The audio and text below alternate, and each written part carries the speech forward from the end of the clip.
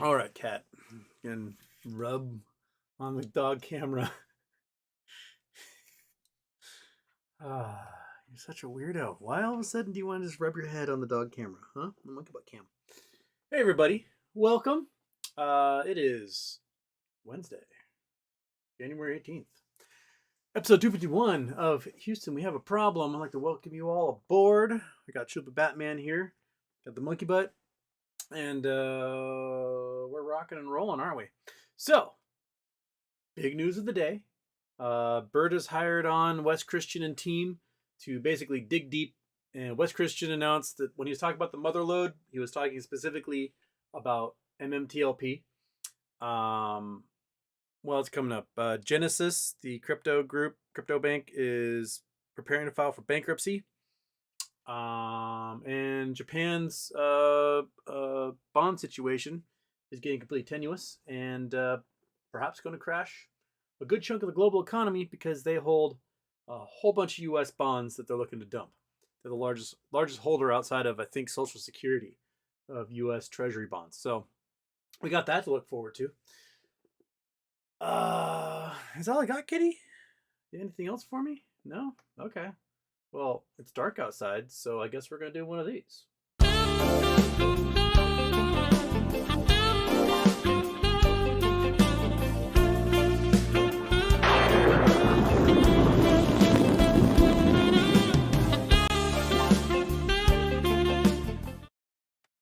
There you go, little cat. Okay, and off. Haha.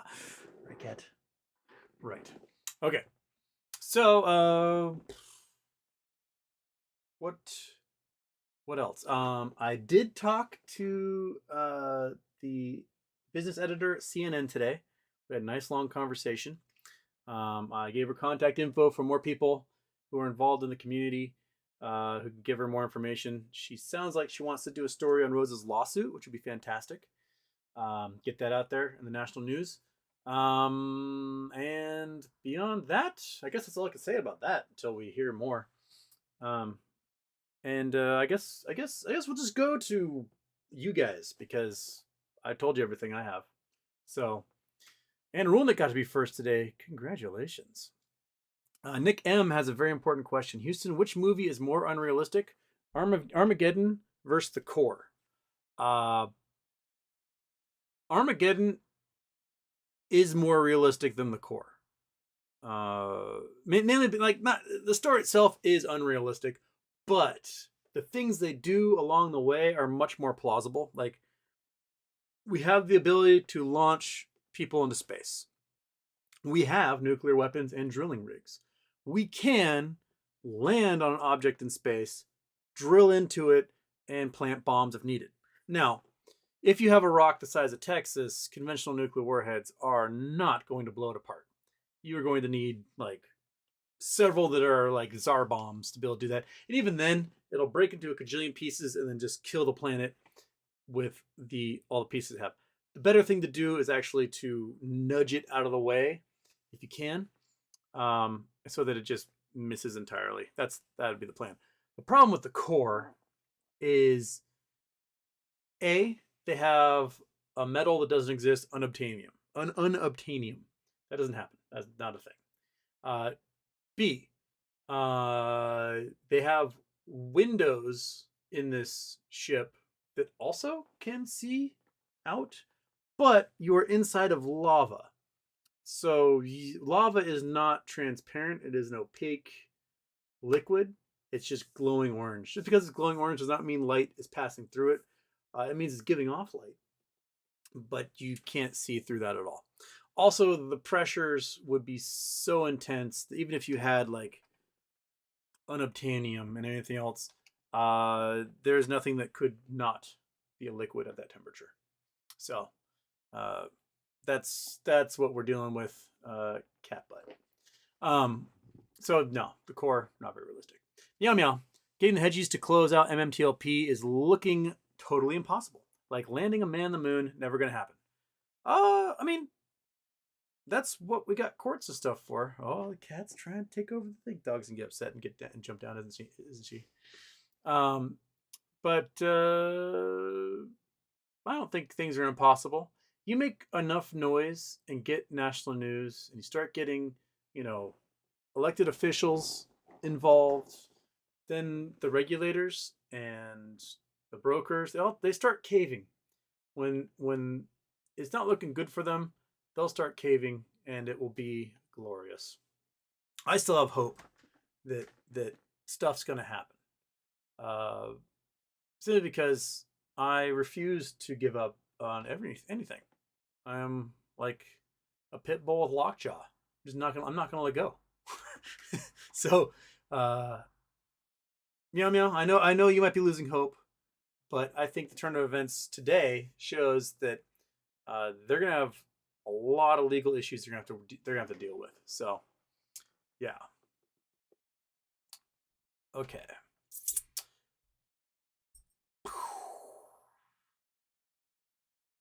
Tyler Parsons, do you have any ideas what Ryan Cohen's latest tweet means? He bought all the stocks. On Monday, on the holiday, it was announced that Ryan Cohen had invested a fortune into Alibaba and then was like telling Alibaba how to do things. And I think it was Ryan Cohen either saying like, yeah, I bought Alibaba, or he's saying like, why do you guys think I'm buying all this stuff? I think that's kind of the joke he's doing. Like, Ryan Cohen buys all the stocks. He's buying Alibaba. He's buying Bed Bath & Beyond. He's buying everything. And that's all the rumors that keep persisting and going around. I mean, if Ryan Cohen invested a few $100 million into Alibaba, it wouldn't make a dent in Alibaba's votership. Man, I mean, that's what's the market cap of Alibaba? They were $1 trillion company at one time, but Alibaba market cap $300 billion. So Ryan Cohen, maybe if he could, he may have bought in 1% share of Alibaba. That'd be $300 million. I doubt it though. Oh, sorry, $3 billion. He didn't have that much. Sorry, I can't math today apparently. $3 billion. He didn't buy $3 billion in there. He bought in maybe a couple $100 million, which would not be enough to be like, no, do what I say. Blah, blah, blah. They wouldn't even listen to him. Jack Ma would be like, man, the Chinese government has bigger investment than you. So, yeah, he I don't know what was it, Wall Street Journal or Fortune, someone like that was who spread that rumor. I don't know. Leo B. Houston, can you explain the Japan situation in a bit more depth, please? Okay, so Japan has held artificially low interest rates on their treasury bonds for like a decade. We're talking between -% and 0.5%. Like, it's been inside there for a decade or so. And what the Bank of Japan did, because it's such low returns, is that the Bank of Japan bought most of the bonds, and is one of the largest investors in U.S. Treasury bonds. They have like $1 trillion in U.S. Treasury bonds. Well, inflation started to increase in Japan. It was stagnant for a long time, but now it's starting to increase in Japan. And there's worries that workers are now going to seek higher pay to combat the inflation that they're experiencing. And their inflation's at like 4 or 5%. It's not quite as high as the U.S., but the U.S. is much lower than most of the world at this point.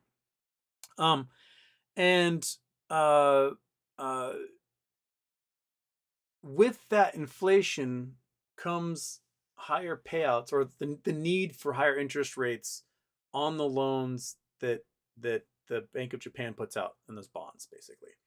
That right now people can borrow, right? They can borrow money and at really low interest rates and spend it. And that's not what you want in an economy. You want to be able to keep that spending down so that inflation doesn't go up when we've got this global supply chain problem going on.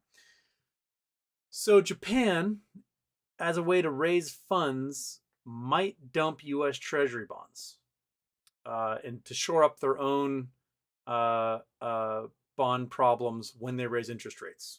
Does that make sense? Hope that makes sense. So they got this $1 trillion U.S. bonds.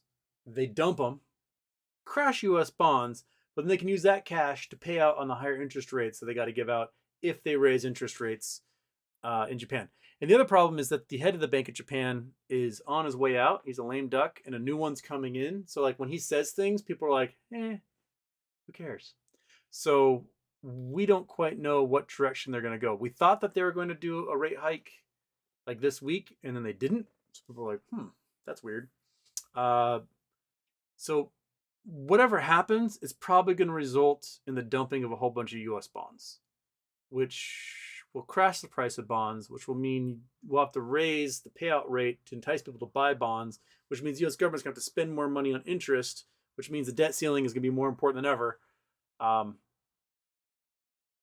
then we're just waiting on Congress to ignore the debt ceiling and then crash the entire global economy. So, ta-da! The aristocrats. Does that help, Leo B? Felt like kind of a garbage explanation, but perhaps I can trip and stumble my way through that again. In 15 minutes, my brain congeals a little bit more. Okay.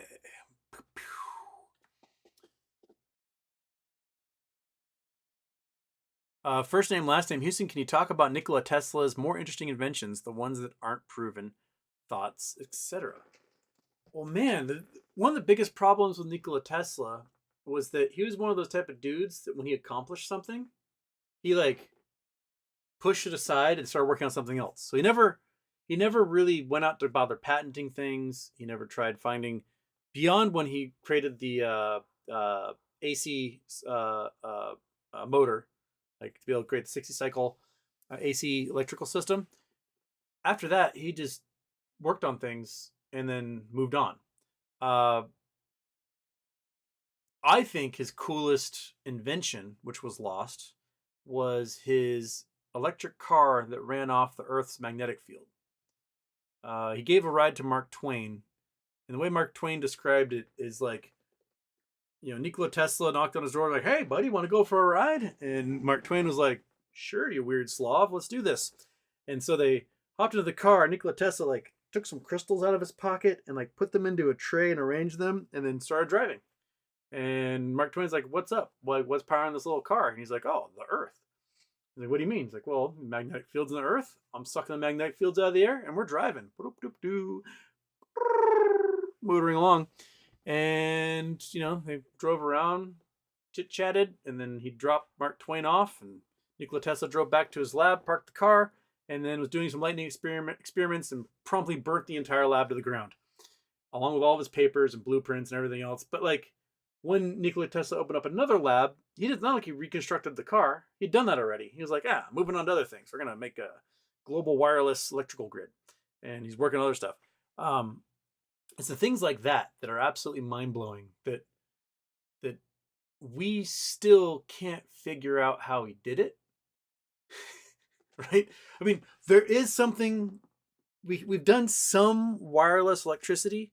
There is like these crazy like antenna pads you can put in your house, and it will broadcast. And as long as you have the receptors like on your cell phone or television or whatever, you can actually absorb the energy from the air wirelessly, and it'll power those devices.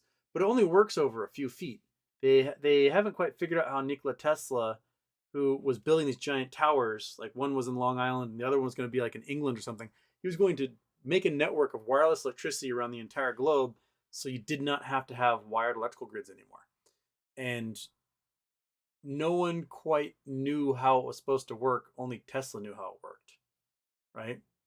And it was basically it wasn't going to have like a power station powering it. It was going to convert the magnetosphere into electricity and then broadcast that outwards. It's crazy stuff. And I wish we knew, because so far in the last 100+ years, we have not had another person born whose brain worked that way.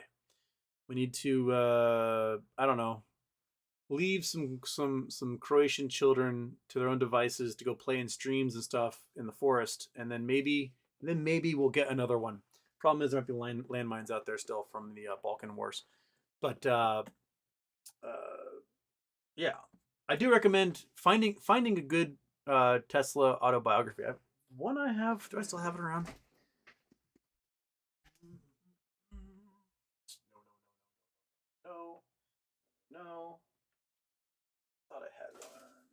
Where's my... Where are you? I thought I had one. That's Dallas Physics. Sorry. No, you did kick the dog off. Better for all the world. Is it? No. Crap. I don't know where it is. I may have lent somebody. I don't know. Get yourself a Nikola Tesla biography. They're great. Do that. Otherwise, I'm gonna spend the entire afternoon in my room looking for a book. Andrew Stewart, Houston, when you still played baseball, were a lot of people using steroids? Not on any of the teams I was on. It was mostly people that were in the minors, looking to get to the majors, and people in the majors looking to up their game. It seems like were the ones using lots of steroids. This was like when I was playing college ball. Was a couple years after McGuire and Sosa had set the records, right, for most home runs in the season. What year was that? That was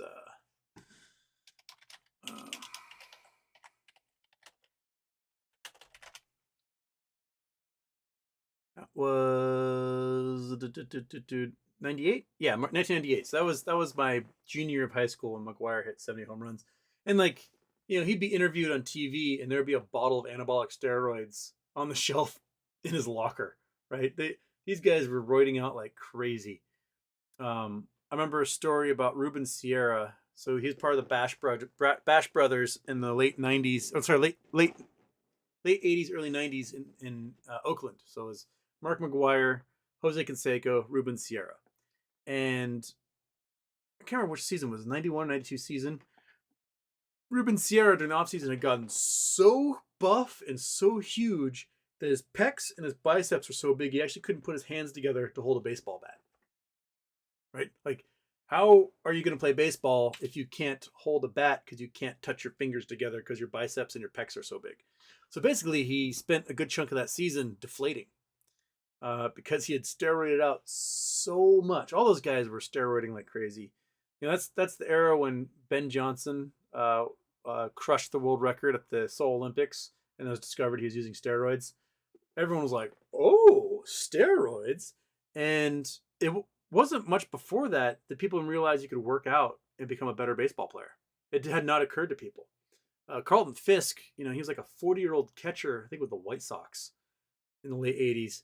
And he actually had to have the team ship a weight set to all the different stadiums that they played at around the country during the season because there weren't gyms. There was no workout facility.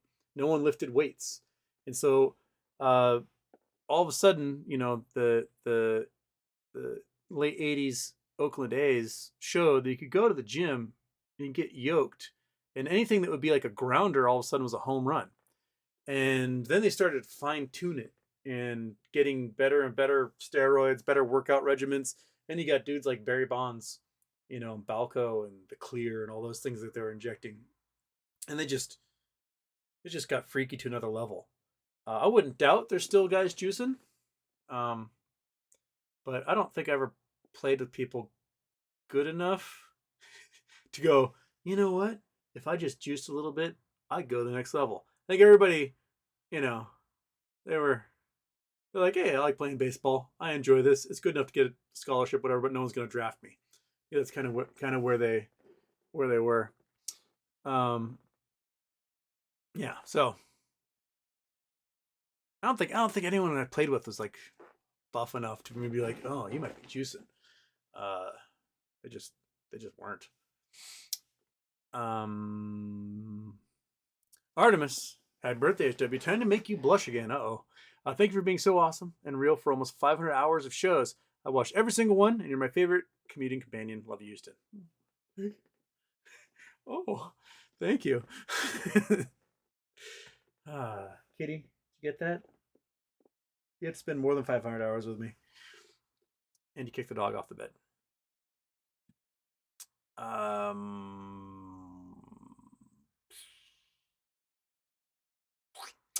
Anna Rulnick, Houston. I was in Palm Beach this weekend and I saw the front gate of Ken Griffin's house. I didn't know it was his house until later. Now I have aspirations. My kids and I also saw the SpaceX launch. Oh yeah, they're doing the Starship launch, right? This Tesla Starship launch. Is that what this one was, or was it a Falcon Heavy? I can't remember. They all blur together in my head. Um, yeah, this his like 100 and whatever $1 million house that he has down there. Apparently, he like bought the whole block and is like his house, and there's one for his parents and so on. And he like tore down some others so you have like more elbow stretching room, which is kind of opposite of what Donald Trump did. Donald Trump bought that big mansion and then wanted to tear it all down and subdivide it, and Palm Beach was like, no. So he went, crap, I'll turn it into a club.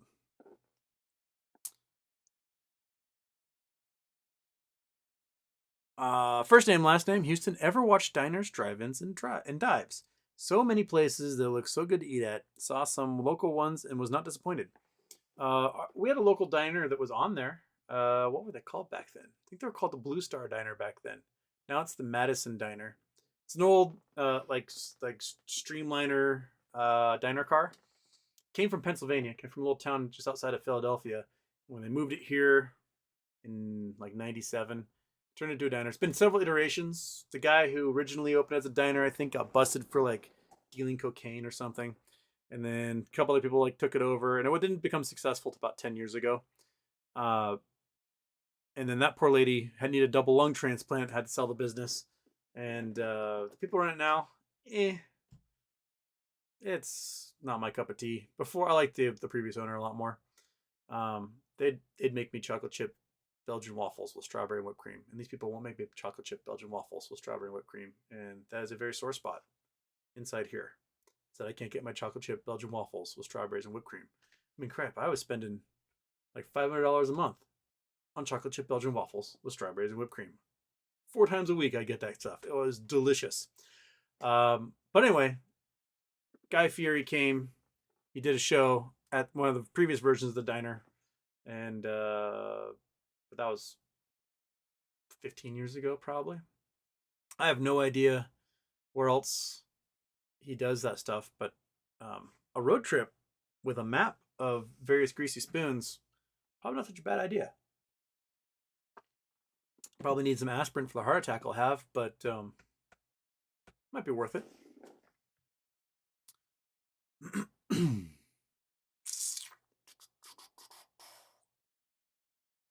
Yeah, Daphne got her Twitter account deleted yesterday for some reason.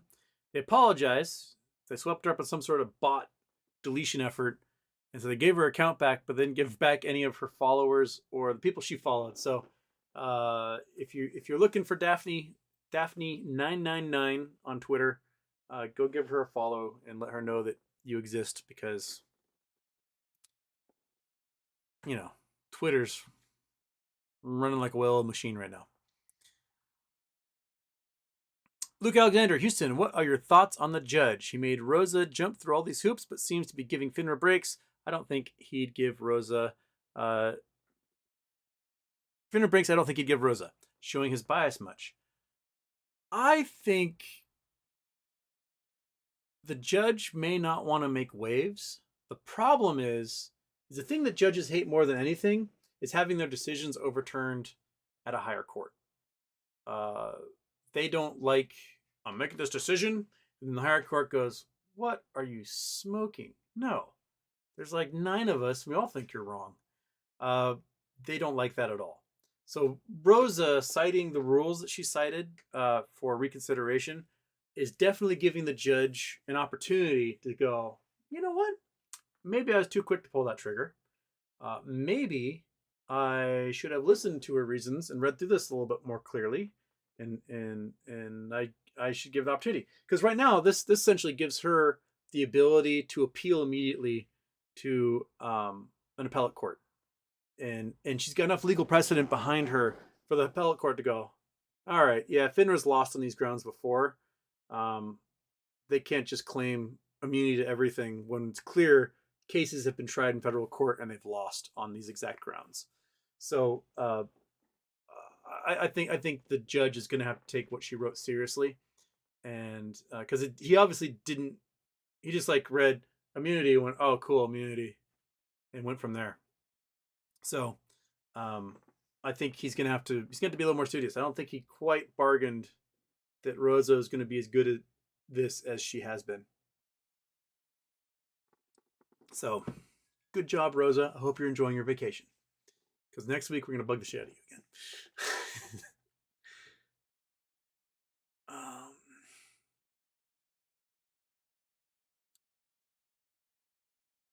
First name, last name, Houston. What do you think about maybe hosting a Jackbox trivia game live with your viewers on Twitch? Such a fun game series. Just a thought. Okay, let me put that down. Jackbox. I never played Jackbox trivia. Jackbox trivia game. Okay. All right. I'll put that down on the list. I'll look into that. I have no idea. Assume it's like a trivia game that you just. I don't know how you play. Do I answer the questions? Do you guys answer the questions? Well, sure. I'll look into it. Johnny Mac, Houston Wade dropping knowledge hammers left and right. Boom, boom. Both hands.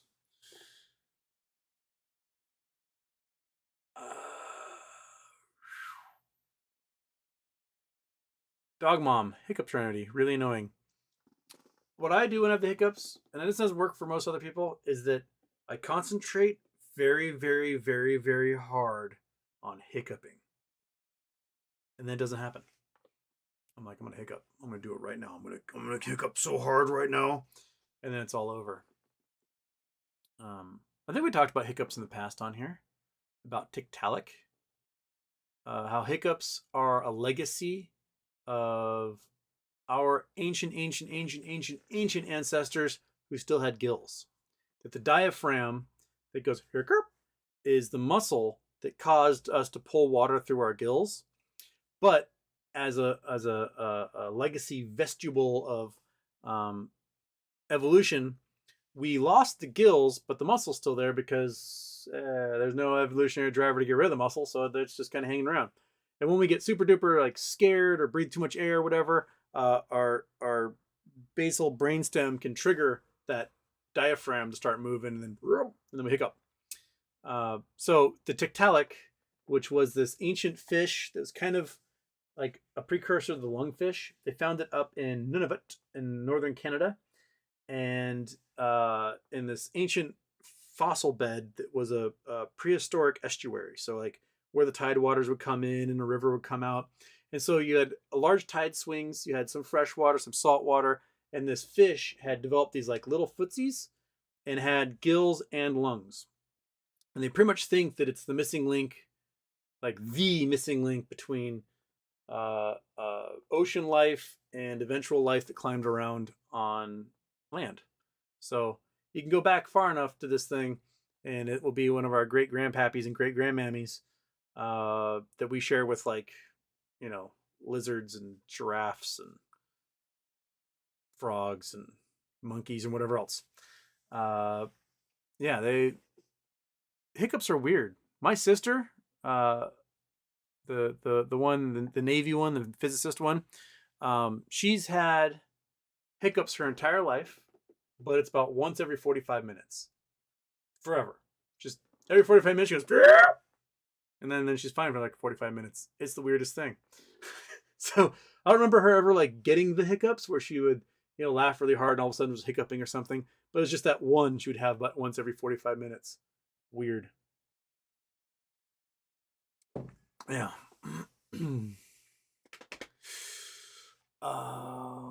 Where was that? Hiccups. William Morgan. Judge has to be fair. He has to give FINRA ample time to respond. This is normal. And everyone, I want you to give also a nice round of applause to William Morgan. He put together all these CEOs, Wes Christian and Charles Payne. He got that whole group together by messaging them incessantly, tagging them in things, and like a good fisherman, cast that net and haul them all in. You did a great job, William, and I don't think there's enough pats on the backs and kudos we can give to you, and nods of the head and bows of praise. You know, everyone here should just give you like the biggest thumbs up in the entire world, because what you managed to pull together was absolutely incredible. And as a result, you know, there are some big legal batters coming in here, and we've got national spotlight on with Charles Payne. Good job, dude. Good job all around. And you know, yeah, thumbs up, high fives, fist bumps, you name it, man. Good job. Great job. Fantastic job. Elite job. Gold star, gold foil stamp, trophy, plaque, crystal chandelier, blue ribbon, and a kiss on the cheek. That's what you got, man. Guitar stuff. Houston, have you seen Fire and Love about the volcanoes, volcanologists on Nat Geo Disney? I saw the trailer for it. It looked really interesting. I have not seen it yet. I will. Maybe tonight. I don't know. Gotta watch something tonight, I guess. But I've not seen it. The trailer looked really interesting.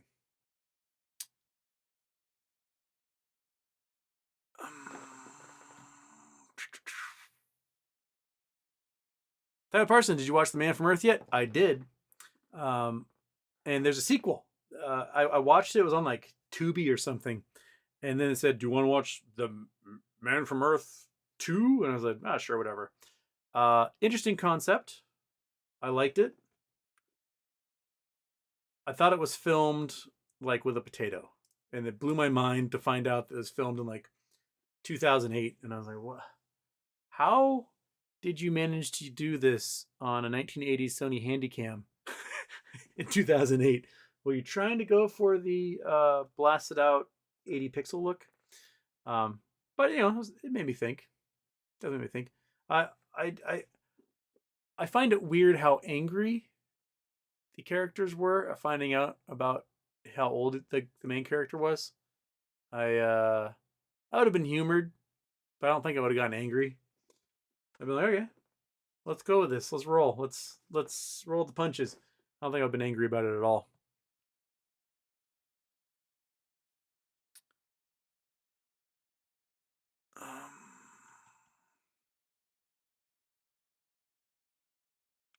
Nick, also while on Worth Avenue, I overheard a family candidly discussing how many low mileage used Porsches they were able to find for under 120K. Just chump change, really. Sad Boy Incorporated, Houston, I caved in and joined the oil fields working as a roughneck, making $2,800 a week. Shit sucks, but at least I can buy more GME and pay off my brother's student loans. Well, there you go, man. Sometimes you just do it. Does Andrew Stewart also work as a roughneck, right? There's a couple of you oil boys in here. Yeah, tough work, dirty work, but you know, wear your hard hat and your safety orange.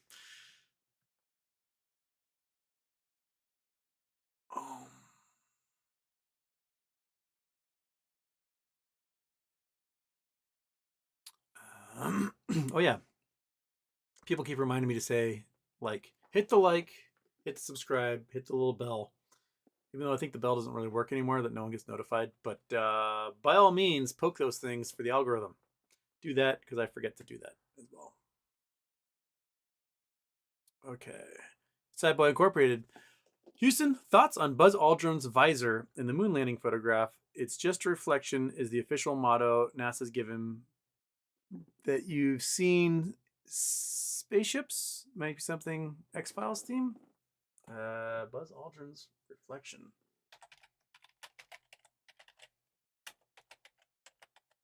There, I have helmet reflection. Unwrapping Budweiser's. There we go. So Petapixel. Let's see what they got for us. Chrome. Turn the chrome on. Boom. Boom. What do you got for me? Okay. So in it, you have the leg of the lander wrapped in foil. You got Neil Armstrong taking the picture. Got the camera like this. You have the flag with the wire in it, and I have no idea what that thing is. So an idea of unwrapping the reflection scene in the visor of NASA astronaut Buzz Aldrin. Photo captured during the mission. The result is an image that reveals what Aldrin saw the moment the photo was snapped. I don't think it was definitely that. But so this is what it looks like distorted, because you have a spherical lens, right, with a reflective coating on it. And so they took that image and so this is what it looked like unwrapped. So like, you peel an orange, you're gonna get this weird shape, right? And then they flattened it out. And what is this? Oh, it's a pan. It's a pan of the image. Okay, so you got yourself probably like almost a 180-degree view there. That's pretty cool. So they've done another reflection. So I don't know anything about space aliens, but that's cool tech. I don't know if that was what you're talking about. Oh crap! I didn't do the other one.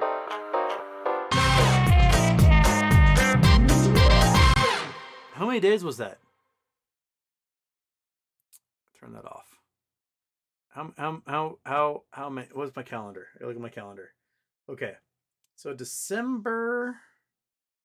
Tuesday, no, it was Wednesday, December 30th. That's when I think I fudged that up. So then I did 1,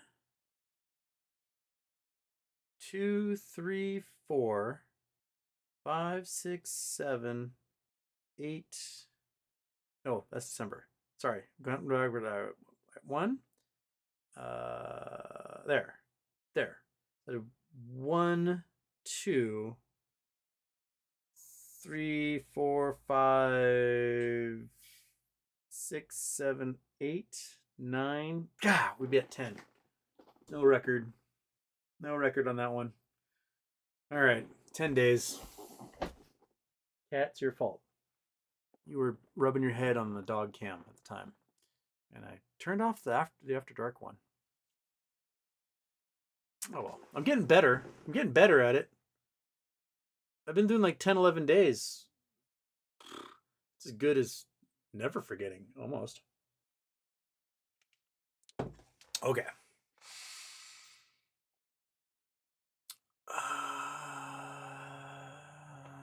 Robert Schaefer, do you think they will try to get rid of synthetics before it goes to court? Discovery is a bitch for them. Okay.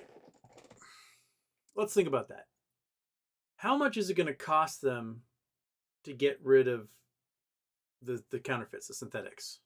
Like, depending on the number, Wes Christian, they might get that share intel data, and they might say that there's 1 billion naked shares on just MMTLP, right? It's 1 billion shares. If they have to pay out the dividend for the possible sale of the oil field, the low end that dividend's gonna be like $30. On the high end, it's 120. So we're looking at between $30 billion and $120 billion just in payments in lieu if there's a special dividend. They don't have that money. None of them have that money. That cash does not exist. And if they're going to buy those shares, right? In our bid-ask spreads that were in the level 2s prior to them shutting down, so many people had their shares listed for $1,000 or more. So if that's the case, you're looking at $1 trillion or more to close those positions. $1 to $10 trillion. That money definitely doesn't exist. So they may go for the court thing and just hope that there's like a hand of God coming down to make it all better. Stall. I don't see them, and they might be able to close out some positions because there are some dummies out there who will sell for like $5-6. No, I just want to get out. Cool. You're gonna kick yourself later if trading opens up or if the dividend comes along. You're gonna be like, why did I sell for $5? I made $5,000. I could have made like 50 grand. Dull. So there'll be a lot of those Monday morning quarterbacks that come. But I don't think that that's a large enough group of people that are going to make much of a dent in those billion shares that they'd have to close out. So, I don't see how anybody can afford to get rid of those synthetics. Just don't think the money exists. without liquidating everyone along the way. And if that happens, then it's going to trigger a cascade of liquidations for every other thing that all these institutions have gone short on. It would be the collapse of everything. So this I think is why a person like the CNN business editor is like, this might be a good story to report on, because if anything does happen with closing positions, it is the collapse of everything. It will bring the entire system down, and that is an intriguing thing to read, right? People love to read about like apocalypses. This would be the apocalypse of the market based upon the greed of counterfeiting shares.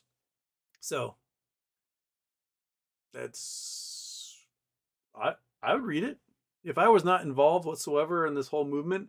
If I hadn't been the guy who, 20 months ago I was like, yeah, I got some MMTLP. It's going to turn to this material sciences company, and then you get this share that's for the oil field holdings. You might get a couple of dollars dividend out of it.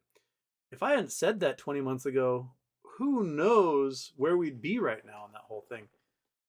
It's weird. It's kind of weird. My roommate was like, you realize you're the guy, right? You're the guy that talked about this pretty much before everyone else. And I was like, yeah, it's kind of weird. It's kind of weird. Where were we? That was Robert asking about to get rid of him before Discovery. At this point, it seems like there's deep enough pockets that we can afford Discovery with the flamethrowers group, as they're calling themselves. Because Discovery, if it gets that phase, is going to be a couple million. So, yeah. Meow Meow. The movie The Matrix is actually a metaphor for Andy Wachowski's transition to Lana, which he did later in 2007. It's hidden in the script. Watch it with this knowledge and you'll see it. Yes, it is. Apparently, the red pill is the estrogen pill that they would give people when they transitioned. So when you have these clowns on the internet like, you red pilled yet? They're referring to the physical pill that Lana took when she transitioned. That was the estrogen pill she was taking. So my favorite is there was a Elon Musk would tweet out something like, have you been red pilled yet? And then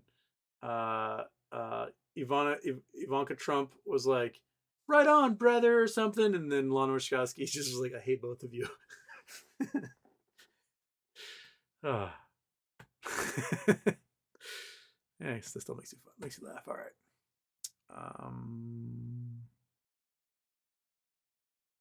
Javier Houston RC tweet looks bullish for all stocks. Sold all my puts today, but will return to them after OPEX. What did you think it means, if it means anything? I still think it means he's cracking a joke about Fortune or Forbes or whoever it was that said he bought a bunch of Alibaba. The calls I had did really well yesterday. Today, right back to where I started because the whole market was red. But I have some hopes for tomorrow. They're still in the money. I have some hopes that we'll get a little green, because remember, Max Payne right now is like $23, so it's got $3 to run. I'll take that win. If it finishes well above that, there might be some gamma for next week. And if there's gamma for next week, I'll get a couple more calls Friday afternoon and see how those go. And if it runs pretty well Friday afternoon, then I'll play it by ear, see where it goes.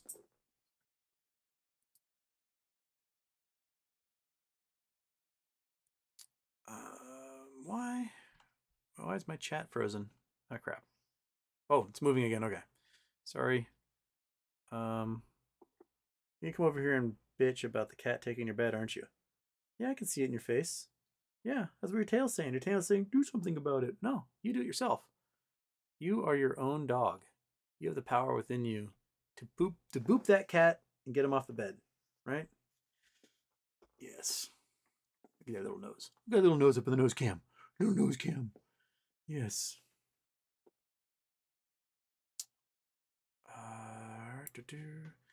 BOFH reminds me of someone's post. If you make Twitter angry, make Twitter users angry, they will be loud and large and powerless. However, under no circumstances should you ever piss off Reddit. Yeah, Reddit is a monster. I read this thing about some guy at a Burger King 10 years ago took a picture of his feet standing in 2 tubs of lettuce that go on burgers. And it's just like the floor, the dude's feet, and like pant legs, and that's all you see. It's like this tile floor. You can tell it's a fast food restaurant. And in like an hour, they had deduced not only what store it was in, when the picture was taken, who was in the picture, and managed to like notify the manager of the store and get the guy fired on essentially no information, right? I mean, I wouldn't be able to deduce what fast food restaurant floor I was looking at, but these clowns are that good. They're freaks. Don't piss off the Redditors. They've got one skill, and it's to be weird autists.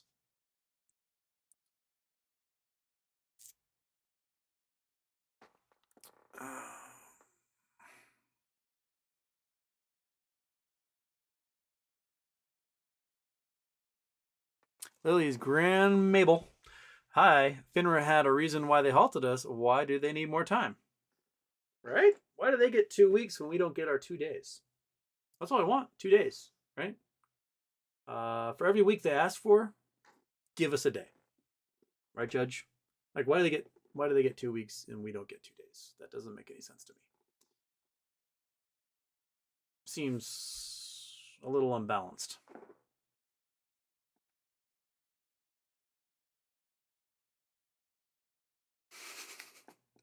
Bill Cohen trying to piss me off about the moon landing. No, I'm not falling for it. Decatur Raw, happy birthday. Houston, why does everyone wish you happy birthday almost every show? And hello, Monkey Butt. Hello, Monkey Butt. I don't honestly know. I think I had done a show in and around my birthday, and then someone wished me happy birthday, and it wasn't my birthday, and I was like, it's not my birthday. And then everyone kept wishing me a happy birthday, and it just has never stopped. So every day is my birthday. Although I did do a show on my actual birthday, and no one wished me a happy birthday. So there you go. I was waiting to see if it was going to get a happy birthday in the chat. Didn't get a single happy birthday in the chat. So you guys have to go back through and figure out which show no one wished me happy birthday on, and maybe you'll have it. Monkey, you can come up here and say hi, but I'm not going to clear that. You have to take matters into your own hands and kick the cat off the bed. You want that cat off the bed? You have to do it yourself. I'm not going to do it for you. You have to do it yourself. All the cat wanted to do was snuggle you, and you jumped off out of pure disgust because you're racist. And I get it. All right? It's a cat. You're a dog. That's what happens. Oh, someone wants to give me a treat for the old monkey butt. But I don't have any treats. No one sent me any treats in the mail this time. Although Julianne did send me a whole bunch of fantastic older AMD processors that I can smelt into gold. So that's fantastic. And some old pins I can get. Thank you, Julianne. Got all sorts of little K6 processors, RAM, you name it. I will take all the gold off these pins and off these IC chips. It will be wonderful. Absolutely wonderful. Right? Yeah, that's not food. You can't eat that. Although you could eat gold because it just passed right through you. But there's other heavy metals in there that wouldn't be good for you. So we're not gonna do that.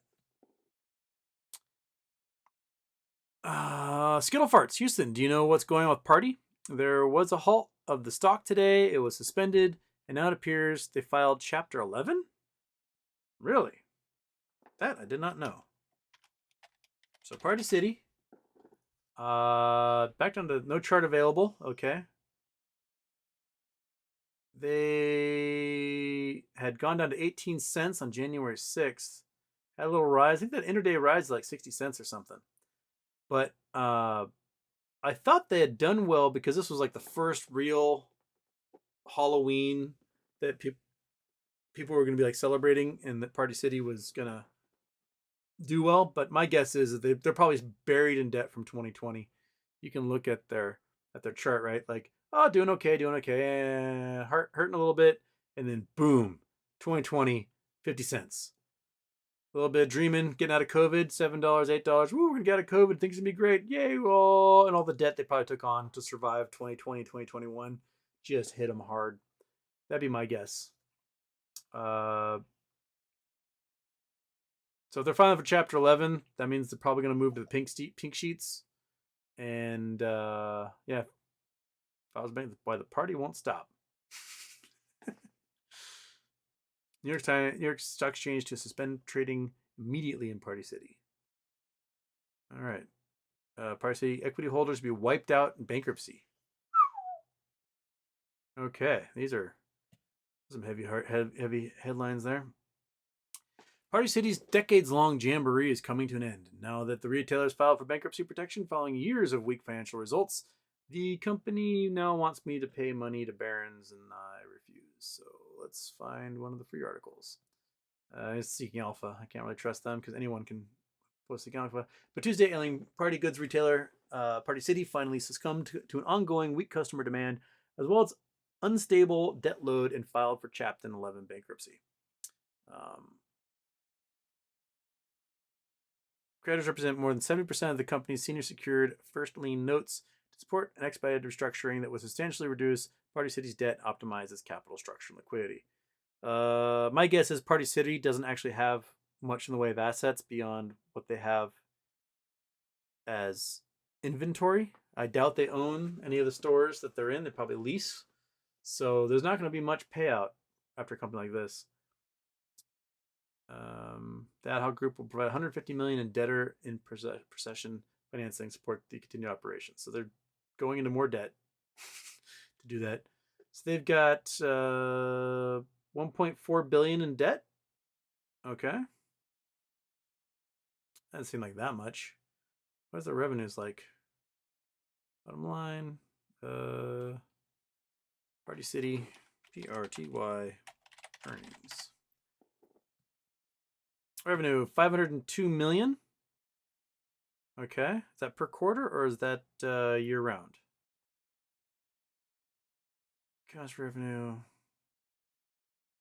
Okay, they're doing about $500 million a quarter, looks like. December, a little more. September 22, $500 million. Okay, so they're doing about $2 billion a year, give or take.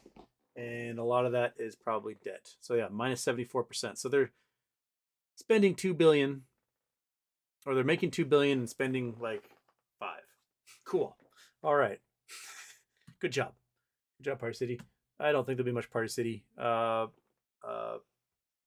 the Halloween one, Monkey, that only pops up once a year? That one's gonna take over. That'll be the winner. Okay.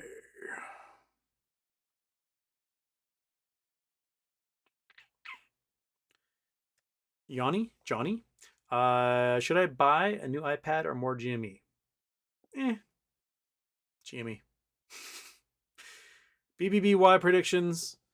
I honestly think there's probably a battle going on in Bed Bath & Beyond between do what Boston Consulting Group would tell you to do and do the right thing and save your company.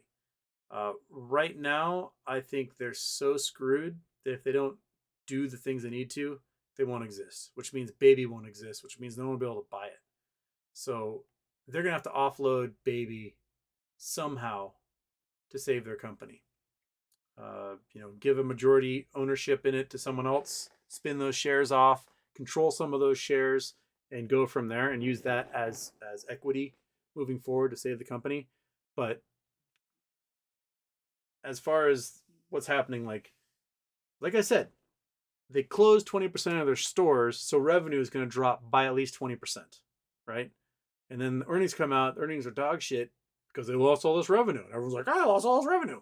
Yeah, you don't win by reducing the ability of customers to buy stuff from you. That is not at all how you win. These CEOs who are like, we're going to cut costs everywhere, they lose. I mean, look at Twitter, right? Twitter slashed half their workforce, and then half of that quit, right? And they're down to this piddly little bit of workforce left. On top of that, they pissed away their goodwill and lost half of their advertisers. So their revenue is down 40% year over year. So a company that made $5 billion a year is now making less than $3 billion a year. And they cut staff and saved $600 million. So you lost $2 billion off the top, but you saved $600 million? Good job.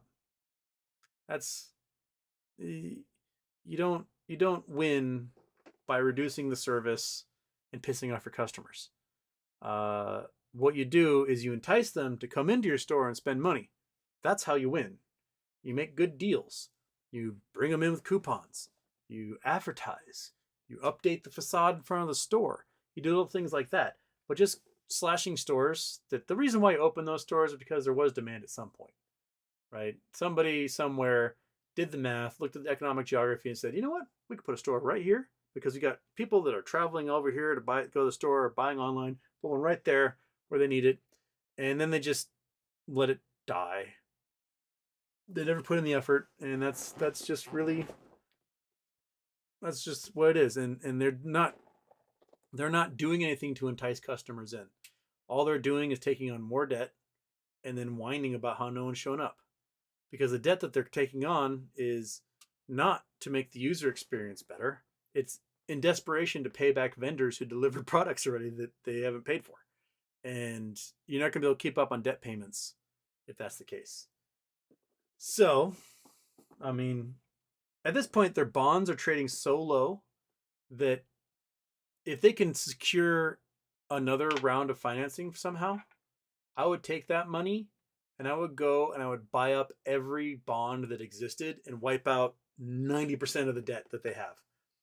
And then your debt payments would be itty bitty and you might be able to party from there.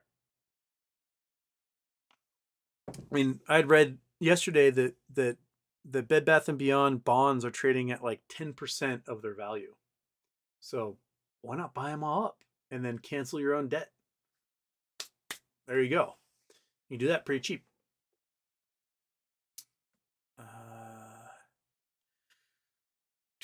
BBR, is it true many of Bank of America's customers are missing money? Yes. And apparently that glitch is still going on. This isn't the first time it happened. It happened last year as well. I don't know if you guys remember, but they went to this thing, I think it was fall of 2021, where they closed a whole bunch of branches all over the place.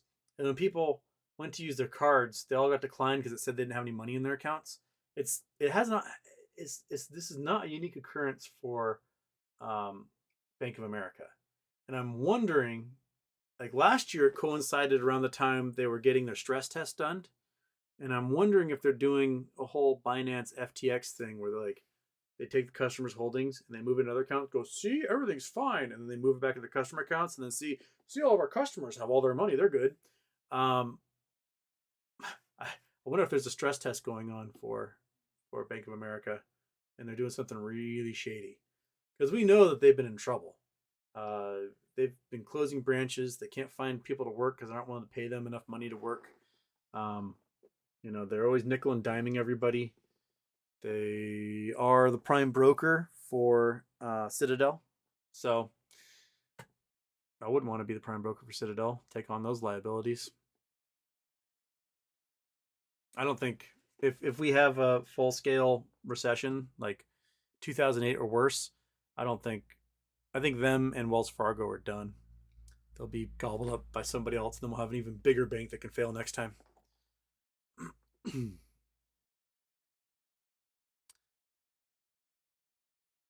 Oh, now the people betting on double interest.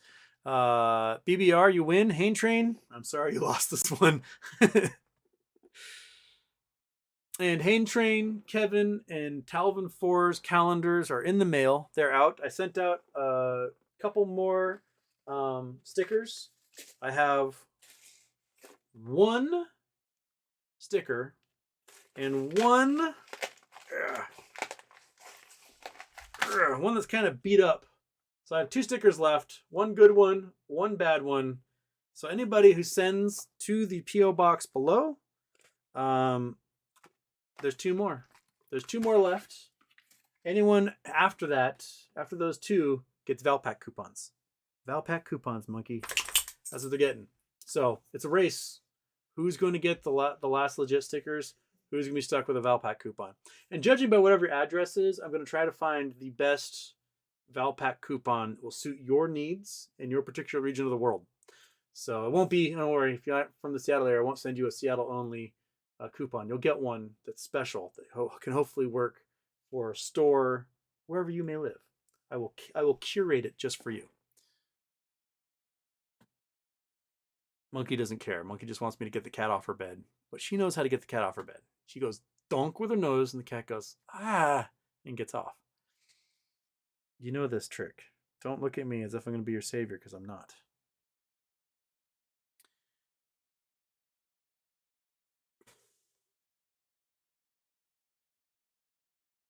Houston Wade Jr., a swelling CEO, army, and associates equals a non-trivial solution to market corruption. Yep.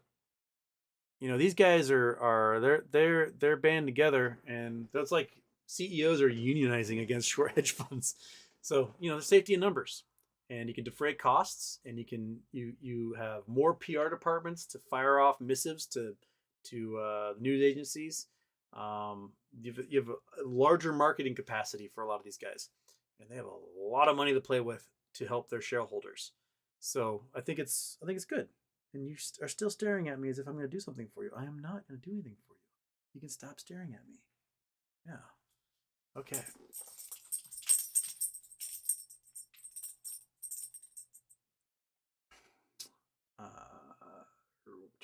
Julianne, something tells me MMTLP is a motherlode of shorts. That's what Wes Christian said. He said they're the motherlode. So I don't know if he's saying that because they hired him, or if he's saying that because it's the actual motherlode of shorts. But it's pretty crazy how many have to exist, right, monkey? Why are you looking at me like that? Dude, just go up. Just go up there. Go up there. Come on. Come on. Come on. Come on. Can't be just staring at me like that all show. I prefer the side eye. Come on. Here, come on. Come on. Monkey. Come on. Come on. There you go. There you go. Yeah, come on. All the way up. All the way up. Come on. All the way up. Come on. Come on. You can do it.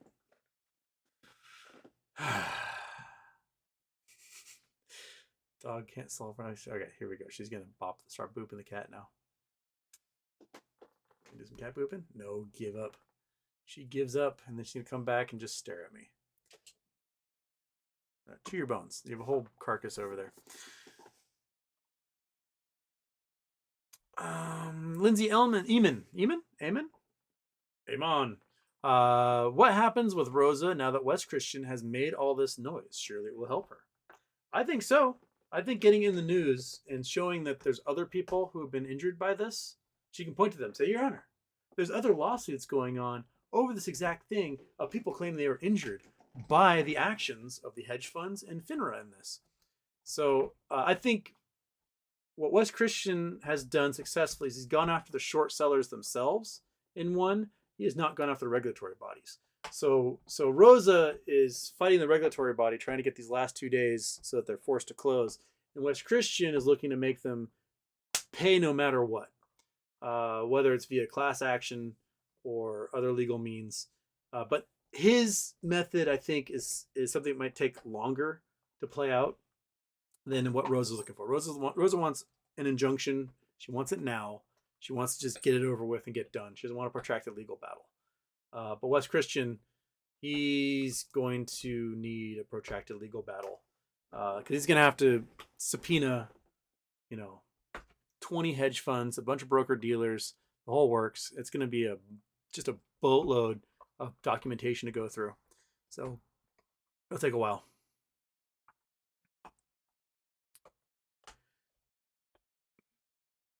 Time less, Tim. Houston, you are major echoing. Well, now I'm finding this out an hour later.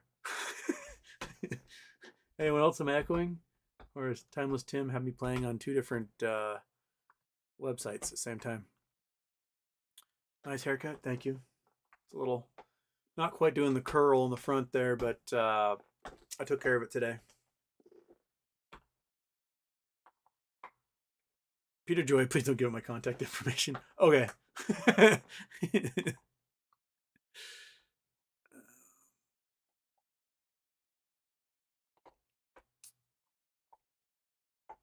Brandon T. Houston, what is the likelihood that hedgies are trying to hold out till next bridge sells the land and we get a dividend? Is there a way for them to weasel out of paying the PIL? There shouldn't be a way for them to weasel out of paying the PIL. Somebody's got to pay it. And if they can't pay it, they get liquidated and it goes to their prime broker who has to pay it. And if they can't pay it, they get liquidated. And then it goes to like the Federal Reserve going, oh God, we got to print money again. While there's massive inflation. Oh, why do you do this to us? And then they'll print money and pay us.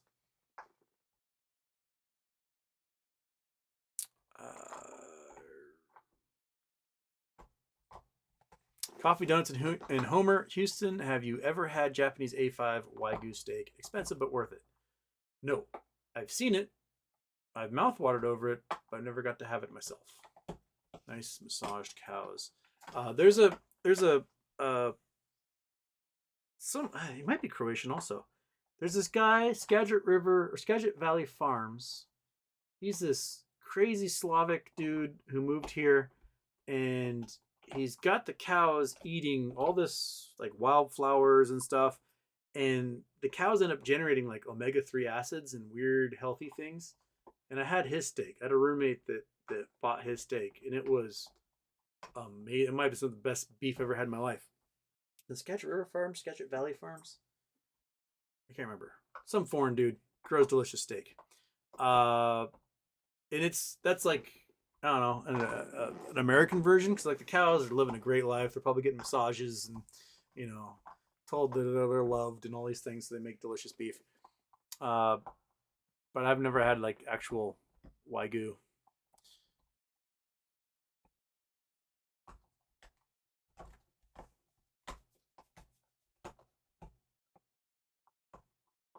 Project Son, did you talk about Wes Christian having nefarious dealings in his past when the grifter AMC dude was his butt begging for money? Yeah. Wes Christian does have a history of what looks like shorting some of the companies that he's represented. I mean, I looked at how many stocks he'd sold in the past, and oftentimes it was the very companies he was representing. People have said, "Oh, but the companies paid him in stock, and that's how he paid for these things." But like, you want to like not decrease the price of your company's stock more if you're representing them. So yeah, that's some things. He has won some cases. I do believe that he's something this big profile. His name is on the line, so he's gonna have to do a good job. So I'm hoping. Let's see where it gets. Don Caesar Shadem, you see the green comet 2 weeks after asked about that. One appears too cloudy in Cincinnati, but I did join the astronomy club. You got 6-inch Dobsonian. Well, fantastic. It's cloudy. I can't see anything here. It's just been pissing rain for a month now. Can't see anything. What is the weather supposed to do? I know the last big California storm hit this week, and then they might get a little reprieve for a while. Ooh, only a little bit of rain for the next week with some partly sunny days. Not too shabby. Okay, I can look forward to that. Might be clear enough at 10 p.m. I could go look outside, but then it's gonna be cloudy again. So I've got one opening at 10 p.m. where it might be sort of clear out there. Time will tell. It's a bad time of the year to try to see anything. And when it is clear, it is like 0 degrees outside. So you don't want to be out there for very long.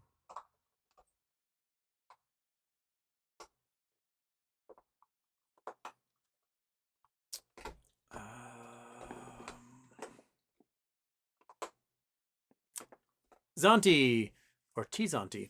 They put out the same article 1 year ago for RC buying Netflix shares. That's why the tweet from RC. So they're like, ooh, he's buying Alibaba. Ooh, he's buying Netflix. Probably someone trying to pump those stocks to get them the price to go up.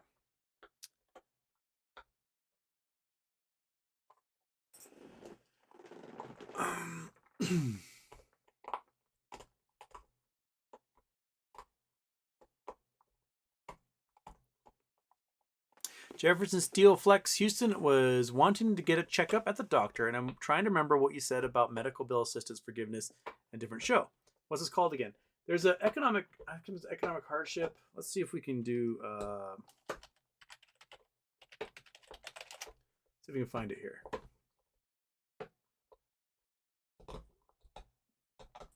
Okay. I need to look for.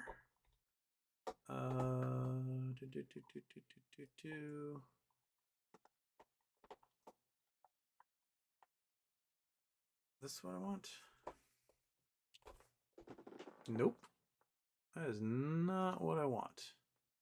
I want. Ooh, where are you?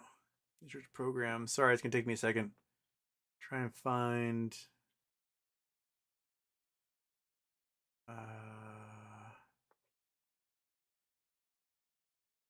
Insurance, patient bill rights, pharmacy locations. Here?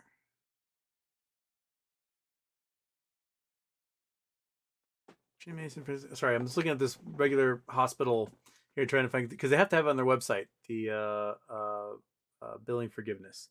They don't never make it easy to find. So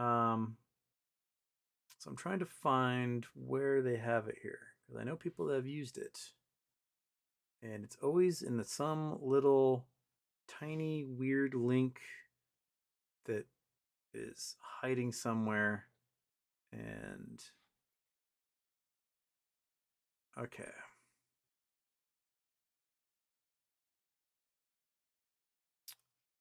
Boom, boom, boom. You guys get to watch me as I try to search the internet here, trying to find this thing. Okay, it's not under that. Maybe if I search.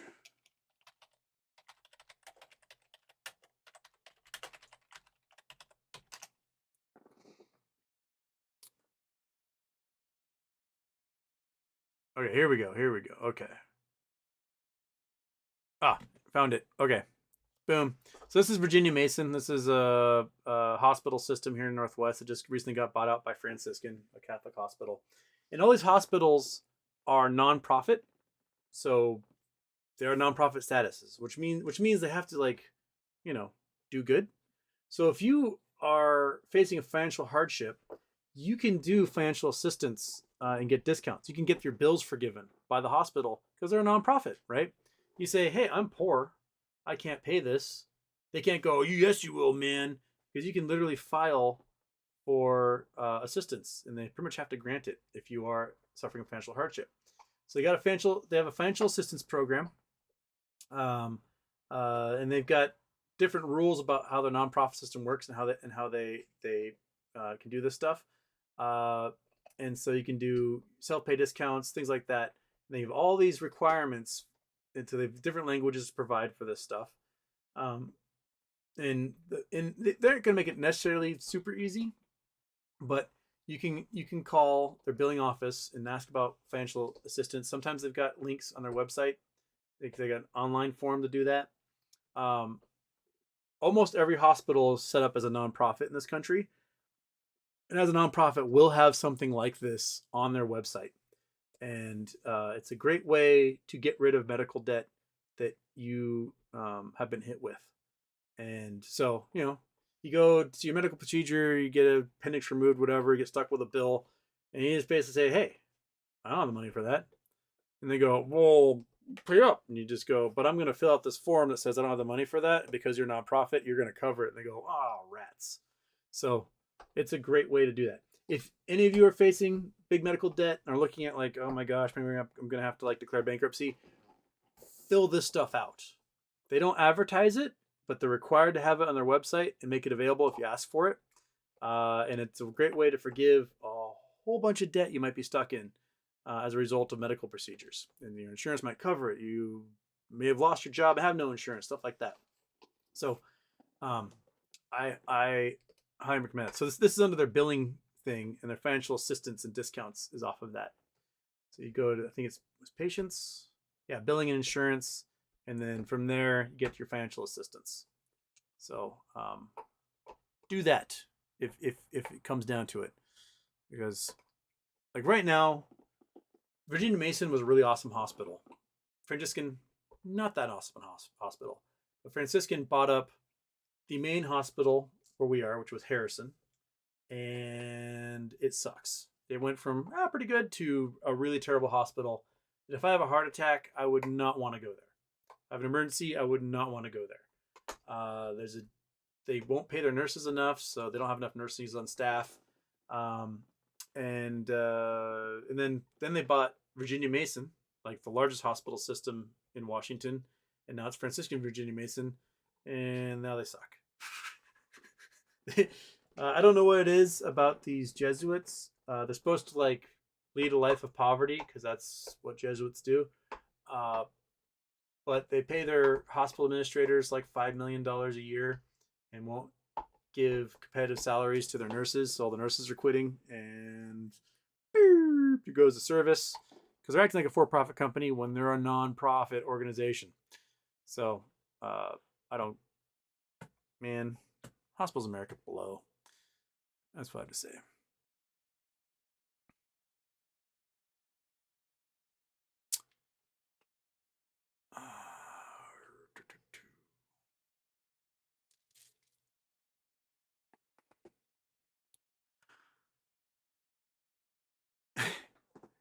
Houston, do you always buy your shirts in extra small, medium, or do you just need to adjust your dryer settings? I don't buy my shirts. Other people do. People give me shirts. This shirt right here, this glorious shirt. This was given to me in 8th grade for my 8th grade birthday from my best friend. And I promptly hopped a fence, tore the shirt, and my sister sewed it up for me. She also tore a jacket doing exactly the same thing not too much longer after that. This shirt is 8th grade shirt from my best friend Nick. And I have not grown an inch since 8th grade. I have gained 90 pounds in weight though. I was real tall and real skinny for my 8th grade birthday.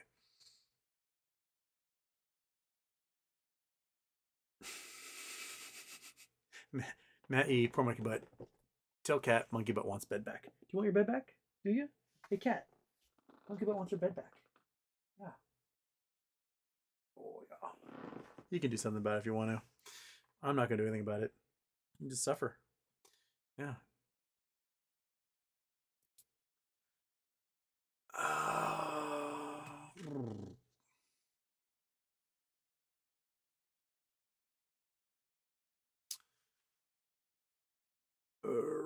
Lily's Grand Mabel, how can we raise the debt without causing more problems for us? That means more tax cuts, more taxes, or cuts in programs. We can raise the debt easily. We just raise it. The best solution to avoiding having to raise debt is to tax rich people and to target their offshore accounts where they hide their money. It's something ridiculous, like $400 trillion have been offshored by rich people. All of it taxable, all of it avoiding taxes. So, take it back. We control the banks. Just say, hey, bank, see all that money in that account in the Caymans? Go get it. The bank goes, but why? And they say, because we're telling you to, we're not making you a bank anymore. And they go, all right. And they take it back. And we tax the hell out of it. We need to repatriate a lot of that money, tax it up, pay off our debts, and we're fine. The biggest problem with debt in this country, with federal debt, is rich people aren't paying their share. You, poor people in the chat, you pay way more of your income in taxes than a rich person does. Remember when Mitt Romney had to reveal his taxes in 2012? It turned out that over like 5 years, he had paid an effective rate of like 9% of his income in taxes. You don't get that. You pay like 50% of your income in taxes. But Mitt Romney gets it. Donald Trump, paid a couple $1 million in taxes to China and $750 in taxes to the US. That's what they get to do because they move their money around, they offshore it, they lie about their assets, they put things into, rich people will have this giant amount of wealth and then they'll just take out a loan that's equivalent to that wealth at low interest and pay off the loan. So all of that loan payment becomes tax deductible. and so they don't have to pay taxes on the wealth they have. It's a crazy system that benefits rich assholes being rich assholes. And we used to have a system prior to the 1960s where if you made the equivalent, back then it was like $400,000. Today it would be about 13 million. If you made the equivalent of $13 million, anything above that got taxed at 90%. Anything below that was taxed at a different rate. But the progressive tax structure made it so that these rich people either had to pay out the nose in taxes to help fund the system that they benefited from, or they'd create giant super foundations that do things for ages to come, like the Rockefeller Foundation and the Carnegie Foundation and the John D. and Catherine T. MacArthur Foundation and things like that. So you had your options. You could either pay a boatload in taxes or create a huge foundation and do a bunch of good works. Pick one. And a lot of them picked the huge foundations. So that's how you solve it. You make them pay. And you should make churches pay too. Churches should be taxed as well, especially if they're going to be churches that violate, their nonprofit status by preaching at the pulpit for various political organizations. You're not supposed to be able to do that and maintain your tax-free status, but somehow the government doesn't really go, hey, you know what? You spent all your sermon championing for a particular candidate. We're going to tax you now. That's what they should do. We'd get another like $500 billion a year if we tax churches. Casey Chapman, sorry I'm late. Did you talk about money missing out of people's Bank of America accounts? Yes, we touched on it. And I pointed out that this isn't the first time it's happened. It happened, I think it was 2021. Let's look.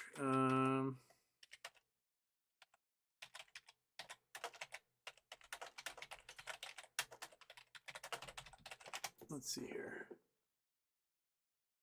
See if there's anything in news. I'm gonna find it. Because I know this happened. Maybe it was 2022, not 2021.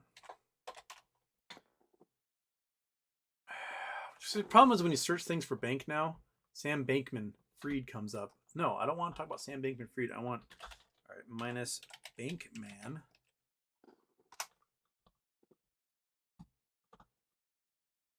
All right, Bank of America's lost half its crypto users. Money might disappearing from accounts. Bank of America aided fraud. Lots of other bad news about Bank of America and Merrill Lynch here. Victim had $200,000 stolen from its account.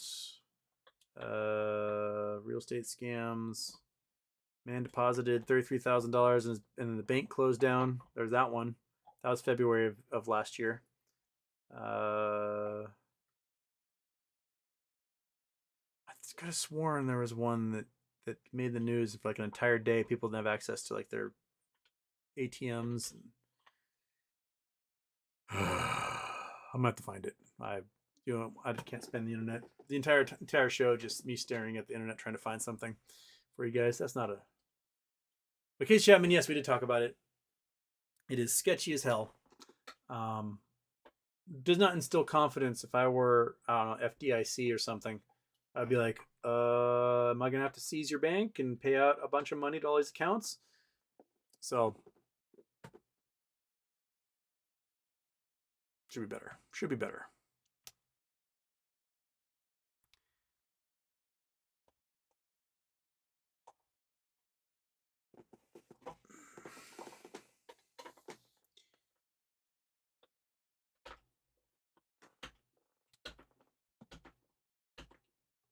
Fritz Flap Ears. Tesla is overhyped. I think he's referring to Nikola Tesla. Like a sort of Jesus, but his Wardenclyffe Tower never worked. It could never work either. Well, never got the chance to work because he died. So whatever he was working on, never got to know. He died. That was it.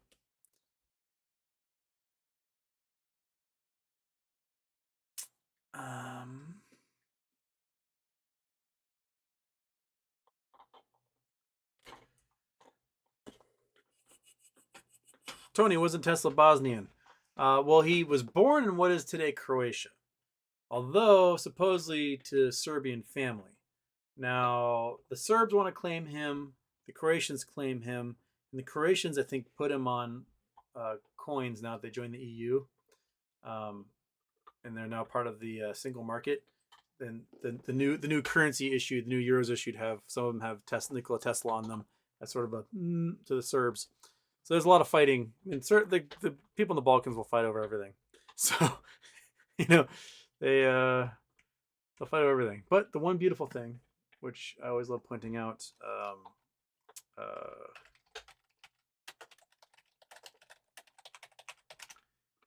one of my favorite things in the entire world is this Bruce Lee statue. So when the fighting ended in Kosovo, this town, which was like half Albanian, half Serb, they wanted to make a statue to commemorate the end of the war, and they could not agree on anything because they still hate each other's guts. So the one thing they agreed upon was they all liked Bruce Lee. So to commemorate the end of the Kosovo War, they erected a statue of Bruce Lee because that was the only thing they could agree upon. That is, I think, one of the most hilarious things in the entire world is the Bruce Lee statue in Kosovo to commemorate the end of the war. It's beautiful. Kung Fu brings everyone together.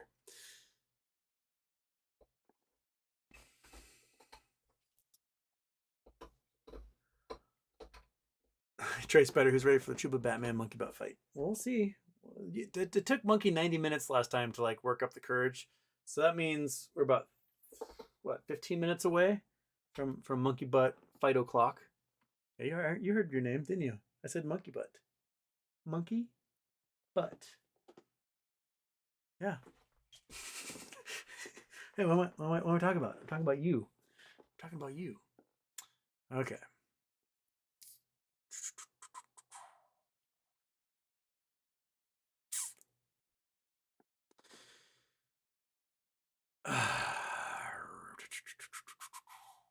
No, people arguing about Tesla, arguing about free energy, yada yada yada yada.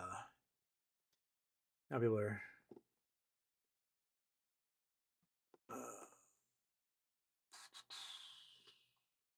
now talking about JP Morgan's various plots against electricity for everybody.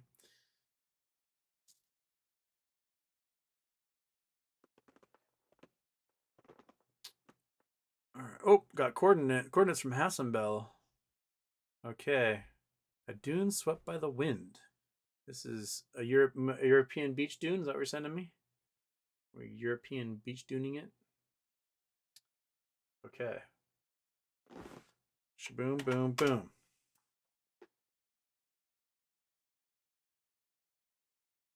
Slap. Right up here in this big old sand spit. That's a good dune. That's a pretty good dune right there. Geo tagging, that doesn't help. Robjerg Mile is a migrating coastal dune between Skagen and Frederikshavn, Denmark. It is the largest moving dune in northern Europe with an area of 1 square kilometer and a height of 40 meters, 130 feet. The dune contains a total of 4 million cubic meters of sand. It moves it in a northeasterly direction up to 18 meters a year. The dune leaves a low, moist layer of sand behind it, trailing backwards towards Skogerak, where the mile originally formed more than 300 years ago. Oh, so this dune is pretty new. It's not that old.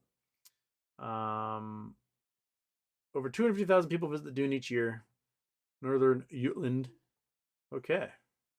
So you can see it. You can see where it's moved. So it formed, around here 300, maybe around here 300 years ago. No, down here 300 years ago. That's what it looks like. And it's moved a little north and a little east. And it carved out some farmland around it. That's kind of cool. It's like the blob. It's gonna eventually squirt out the tip of this Danish wiener here. I mean, Denmark is a giant wiener. It's like reverse Florida. It's full of smart people and an upside down penis. There you go. All right. Cool. Dunes are awesome. You guys ever get to play on a dune, like run down a dune or sandboard a dune? They are a lot of fun. I highly recommend it. Good time to be had by all.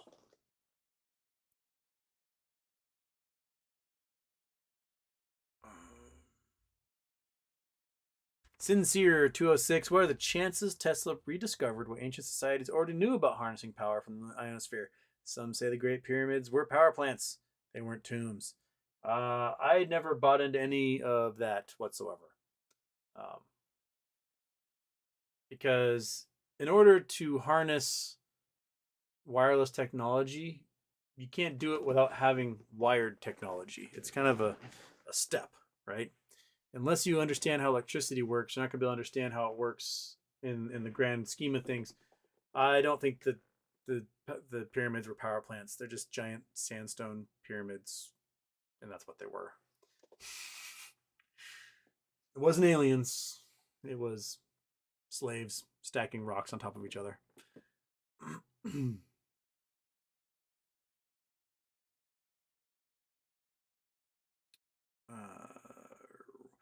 Citizen 54, new DTCC notice. FICC has been notified of JP Morgan Securities LLC's intent to close its JTAC clearing and EPN accounts effective January 25th.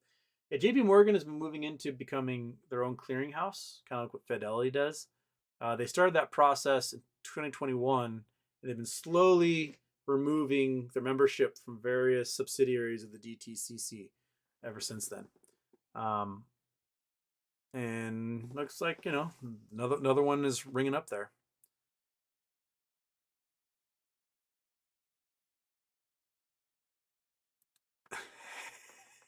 Jeff Riggs, thank you for all the shows, Houston. Is it just me or all your spouses, friends tired of what I heard Houston say? That's my little church contribution to the world. People go, oh, just shut up already. My friends and family do that enough to me as it is. So that's why I've got to take to the internet to find new victims to listen to me talk for hours on end.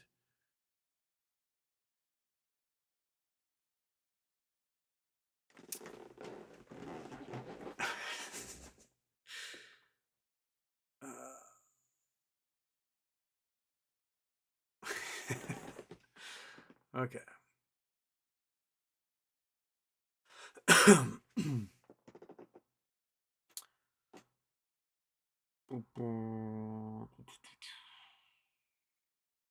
Quiet Quest, wouldn't settlement be closed if they don't want discovery? Depends on if they want to be able to drag it out long enough or not, right?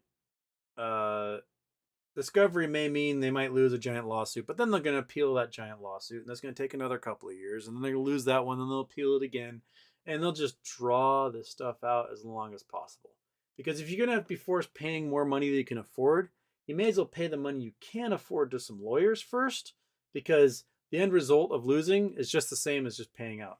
So my guess is that they're just going to drag it out as long as possible and hopefully bankrupt those who are suing them before they go bankrupt. That'd be my guess.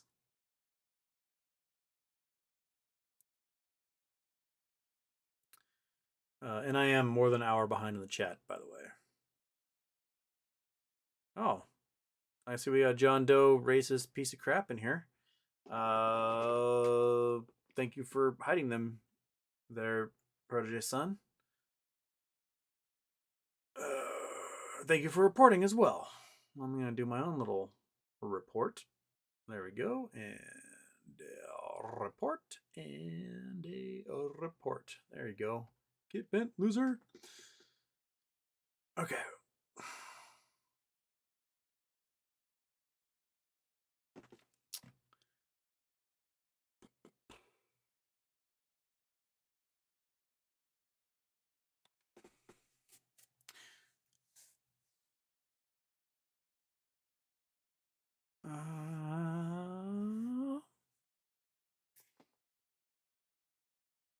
Julianne, if hiccups are the way fish breathe, I'm glad I'm not a fish. That'd be annoying as hell. Have you seen them? They're always like,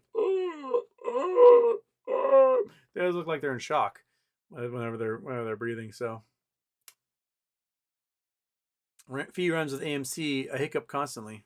Ugh, I've got vague nerve issues. It sucks. Well, it does suck. I've read about people that like hiccup, every 5 seconds for their entire lives. I am glad that is not me. Yeah.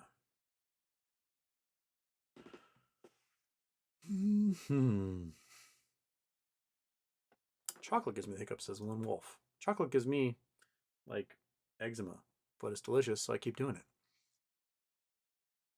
FIRMZE, can you talk more about Brda declaring war? I mean, they've retained the services of Wes Christian and Company. They are seeking to get an accurate count of the naked shares of MMTLP. And if it shows that there are certain brokers and or market makers and or hedge funds that are involved in facilitating the naked shorting that's happened, I think they're going to go scorched earth on those guys. So that's kind of what I got from that letter that Brda posted. We can find that letter. One sec. I gotta go there. I gotta go here. Boink. And where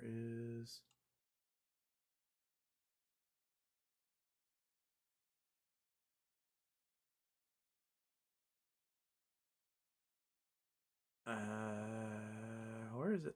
Where is it? Where is that letter? There it is. Okay. So this is the letter that Brda posted from the Warsaw Bernstein Law Group. Warsaw Bernstein Christian Levine Law Group retained by shareholder group to investigate market manipulation scheme. Warsaw Bernstein LLP, a full-service law firm in New York City, today announced that along with the Christian Levine Law Group and several industry consulting experts, it has been retained by Flamethrower LLC, Flamethrower, to investigate whether tens of thousands of unsuspecting investors were fraudulently sold hundreds of millions of unauthorized phantom shares of NextBridge Hydrocarbons Incorporated by market makers, broker-dealers, and other third parties. Oh, you guys can't see because I've got the stupid map up. Go away, map. There we go. All right, now you can read it. This investigation will also focus on whether fraud was committed in connection with the listing of MetaMaterials Incorporated and MetaMaterials Incorporated's MMTLP shares, and whether Torchlight Incorporated and MMTLP were targeted by broker-dealers, market makers, and other third parties who employed a scheme or device to manipulate their share prices. Flamethrower, a consortium of shareholders, is committed to investigating and prosecuting every company or individual who engaged in market manipulation scheme that targeted these companies, and will seek to hold them financially liable for their unlawful conduct. Yeah. So, there you go. They're declaring war. That's them. They're like basically saying like, total warfare, scorched earth. We even call ourselves flamethrowers. You guys are toast. That's what they're going for. So I think they've hired Share Intel to do the count. I'm sure that they are subpoenaing everything they possibly can, and that they will just sue into the ground anyone who comes in their way. So there you go. Monkey butt. He looks so pathetic down there on the floor. He looks so sad. So sad.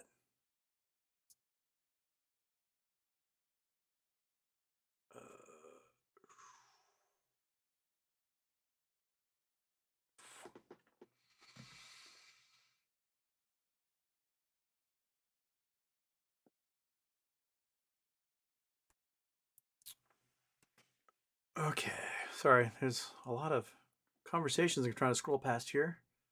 Oh,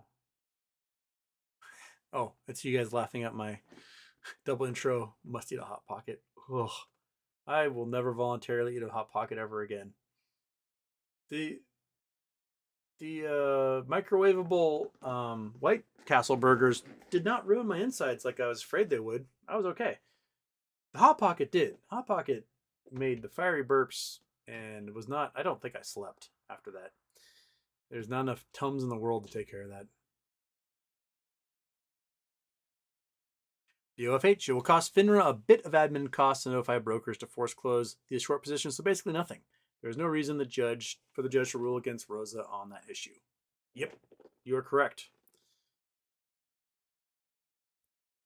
Bailey, when divvy? Bailey, you can ask that forever. It is an unknowable question that You will forever ask.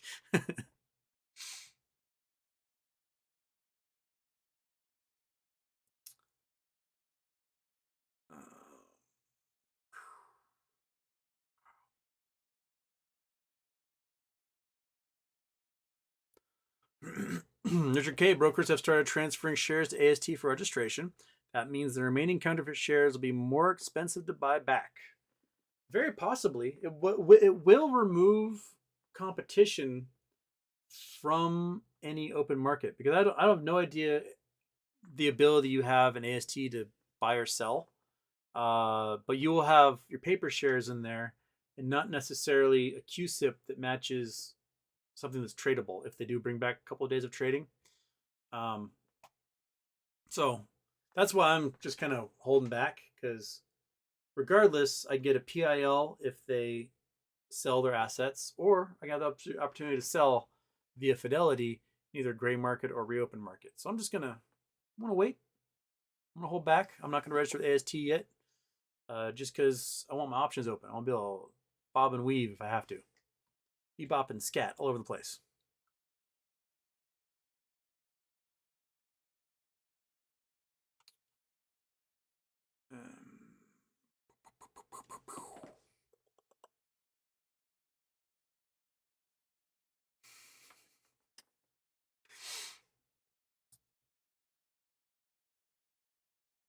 Dr. Spurgeon, the Sturgeon Surgeon. I started doing that at work. When people leave, I always say happy birthday instead of bye. Happy birthday. What? Happy birthday. I like that.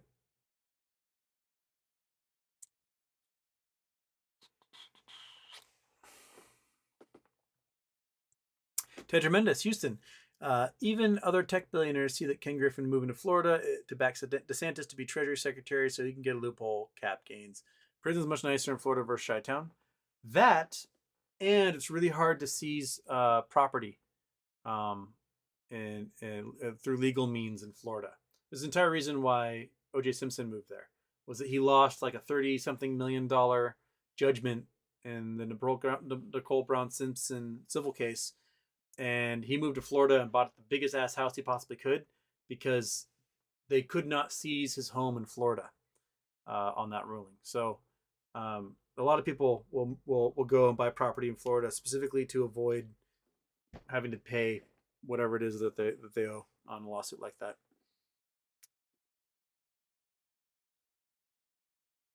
I'm sure Rosa, who does title work, can probably explain the whole thing to us. And then maybe next time we have on the show, we'll do a little aside. She can explain the benefits of being an asshole and moving to Florida to avoid liability. Ken Griffin gladly dumped like $100 million into a house in Florida, probably so he can maintain at all times $100 million in both. My guess.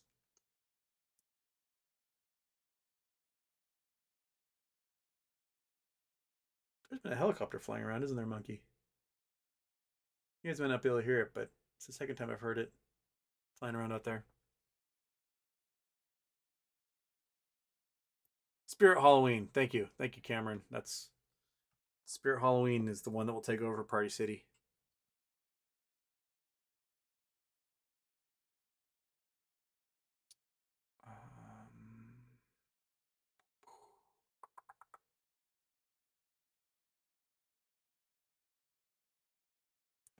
Okay.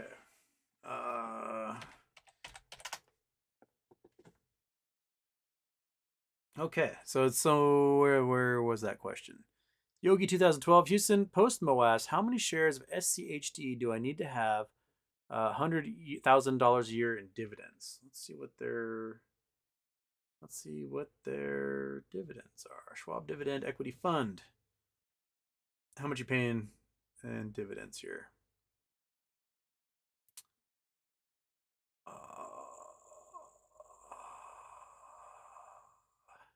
Why aren't you telling me? Why do you guys, when you go to these pages, they never list what the fucking... Okay. Will you actually show me the dividend this time? No, dividend, 70 cents. Okay. So, 70 cents a quarter. Leave me alone. 70 cents a quarter We got to bring up yield calculator here. Let me turn you off. Got the calculator up. There's the calculator. Okay, so we got 70 cents per share per quarter. Whoops. Point. Dang it. Come back. There we go. 0.70. That's per quarter, right? So you get $100,000 a year. We're gonna have to we have to divide that. Clear. $100,000 divided by 0.7, which means you're gonna need 100,000 dividends a year, right? So, sorry, 142,000 dividend payments. So that's in 4 quarters, right? So we're gonna divide that by 4. And you're going to need 35,000 shares of that. So 35,000 shares of the Schwab equity to be able to make $100,000 a year. And currently it's at 75.69. So multiply that by 75.69. And you're going to need $2,703,000 to buy up enough shares to make $100,000 a year on that Schwab.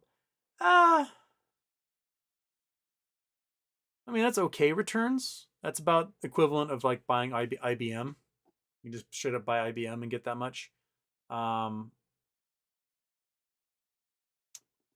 are Vanguard funds which are much higher than that. So this is, okay. What is, it's 2.7 million. So we do 100,000 divided by 2.7 million.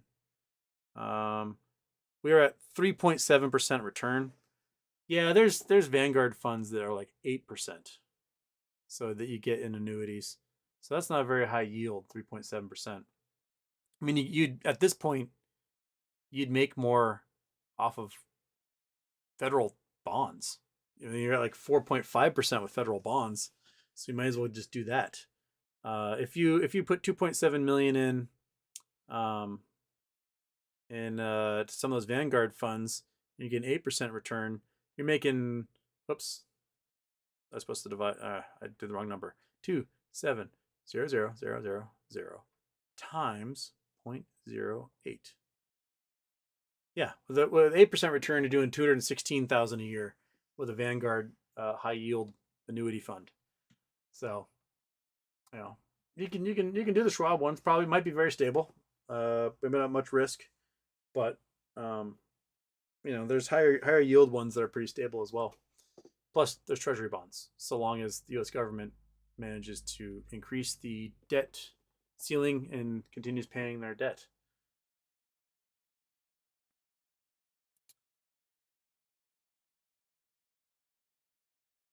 Oh crap, did I miss a couple super chats? Looks like I did. I'm sorry. I think I missed a Meow Meow super chat. If you were hedgy, what bad bet would scare you more, GME or the double threat of MMTLP?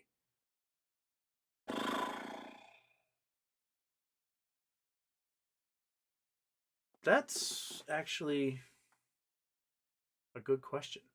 Because think about both of them right now. As of Friday, like 100 million shares that are being covered by deep out of the money puts and calls expire. So all of a sudden, a third of the float of GameStop either has to get purchased or something has to happen in order for them to be able to cover a bunch of naked shorts they made. So that's coming in coming weeks. Number two, on the other side, on the MTLP side, is that you've got a bunch of lawyers who are really good at what they do coming after you. And you got 65,000 people who won't shut up. And you're about to be in a bunch of news reports. And you're about to be on Fox Business with Charles Payne and CNN and in newspapers and financial magazines. All this stuff are going to start talking about what is happening here. You got congressmen getting called like crazy by a bunch of crazy assholes like us. I mean, I wouldn't want to be a short hedge fund at all right now. It just seems like you'd be between lines of cocaine, you'd be drinking bottles of Pepto. That's probably what it was like. Glug glug glug, snort, glug glug glug. Oh my god, I'm 34 years old and I look like I'm 70 and about to have a heart attack. I think that's probably where a lot of them are working right now. Gurk's Ice Cream Danwich. Does it true that put really costs same like, God damn you, Gurk people. I was told never to respond to anything about puts costing the same like share stuff. You Dan people, all you Dans coming over from Kirk's channel, making no sense. But thank you for the super chat. I'll appreciate that all day long. Okay.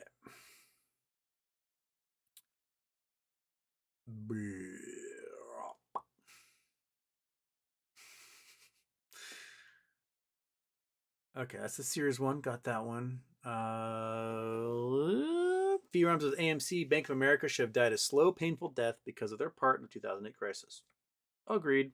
Or they don't die a slow, painful death. You just break them up into the 400 banks that they once were, right?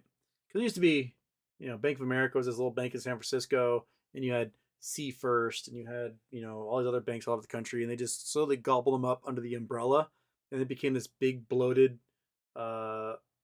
giant Ruben Sierra who could no longer put his hands together to hold a baseball bat. That's where Bank of America is. Bank of America is Ruben Sierra circa like 1992. You gotta deflate them. Take them down and, break them up. You gotta break up all these banks. All these banks that exist today should each be 100 different banks. Every single one of them. That's just should be the reality of it. There, boom, done.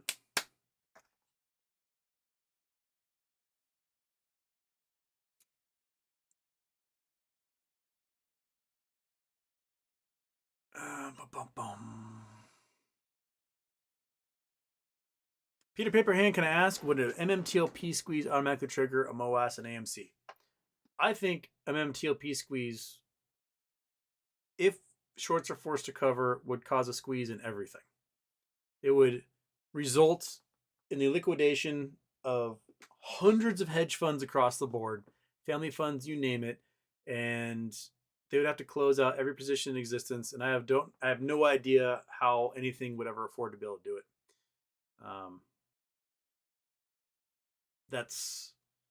I think whoever's going to be the biggest is going to be the one that squeezes first in this, and then it will ramp down from there to the point where there just isn't any cash to squeeze anymore.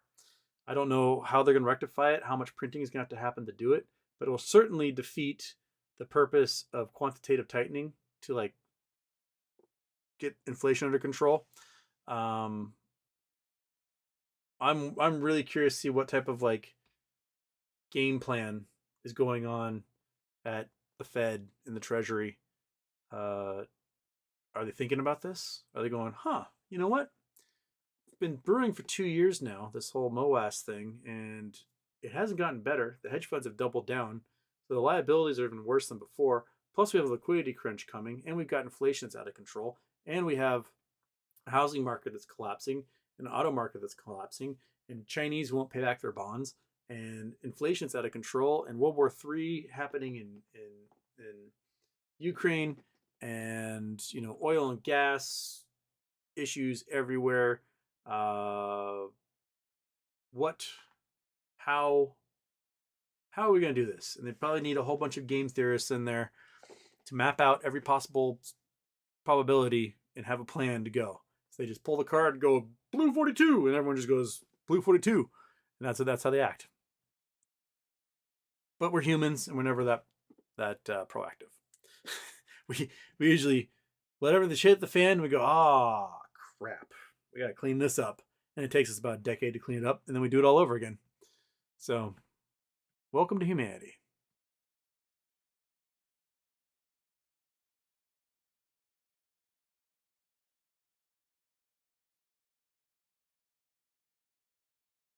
Online entity, no echo, user error. There you go. Okay. Oh no, monkey is so generous. Are you a little generous, dog? You're really just a sad, angry dog on the floor to me.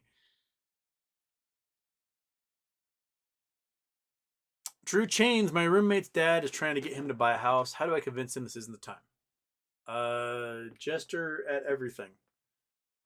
If your roommate is going to buy a house, do it with cash at auction. That's how he's going to get a screaming deal. Shall we visit the auction sites and see what's happening with them right now?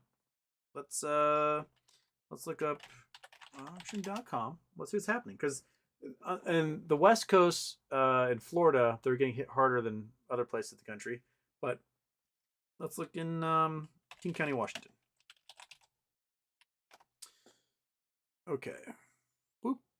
Gotta bring the Chrome back up. So this is around me, King County, Seattle area. We've got this house here, 4th Avenue. The auction is up for next week. Bank-owned online auction. Opening bid is $225,000. The resale value is $837,000. So basically, for just a little bit more than the expected down payment on a house like this, you can buy it. It looks like some shitty split level from the 70s. Yeah, Seattle, things are expensive. From 1959. So 1,000 square feet, 2-bedroom, 3-bedroom, 2-bath. Decent little city acreage in Seattle. But $225,000, what you'd expect to pay in a down payment for a house like that, you can get yourself a whole house. And there's probably not going to be too many bidders because no one has cash right now. So things like this can bode well. This one is in Duval, which is a little suburb of Seattle. $189,000 starting bid. And this is in person. These are the good ones. The in-person ones are the good ones. These are the ones on like courthouse steps. And if it's like this time of year, January 27th, that will be a Friday? Saturday. 27th is a Friday. Okay, so people will be expected to be at work. People will be at work. The weather could be terrible. It might be like 9 a.m. on the courthouse steps if it's in person. Yeah, King County Administrative Building. It's going to be like outside on the steps, pissing rain. There'll be like 4 people there who are miserable and hate their lives. And there'll be like 5 or 6 houses that come up for auction. And you have to be able to pay cash that afternoon. So whatever the winning bid is, if you say $197,000, you will have like 4 hours to get a cashier's check for that amount of money to be able to pay and buy the house. But if you can do it, you get a screaming deal. When they talked about this before, when the housing market collapsed in 08-09, this big real estate baron family had a $20 million mansion right by Bill Gates in Medina. And their $20 million mansion sold for $200,000 to a single bidder. That sounds like a win to me, right? He's got a 5-acre lakefront mansion next to Bill Gates for $200,000. Not too shabby. So here's a $2 million house in Bellevue. Opening bid is $615,000. So you can get a $2 million house for the price of a regular house. And I doubt there'll be anyone with enough cash to bid higher than that. Anyone else with another $850,000 house for $255,000? That's not too shabby. A $1.5 million house in Auburn in February for $375,000 is the opening bid. That's probably pretty awesome. So there'll be lots of these wherever you are. Let's what part of the country? What part of the country are you folks in? Should we look at Miami? See what's happening in Miami? Miami's always having just shit break. Here we go. Here's one. This online one though. It's placed in Miami-Dade County. $404,000. Opening bid's $100. $100. So these ones are essentially no reserve. $100. Start low. And I'm not sure exactly how Miami, Florida rules work if you have to have cash day of. But here's a mansion, $1.6 million. Starting bid's $100. All these Florida ones start at $100. So, but Florida, you may, when you buy the house, you may still have to pay whatever taxes are due on top of that. So you may be stuck with liens and things like that. So I would look at these houses, see what the lien situations are like. You could probably hire someone like Rosa to do that for you. They do the title searches and they can figure out what's owed on all these properties. So there you go. But if you're gonna buy at auction right now. There's a lot of houses. There's not much liquidity. So if you have any cash whatsoever, you're gonna be able to get something. You're gonna get it for a fraction of what the market price is. And then if you want to flip it, you can flip it in this terrible market and still make cash on it.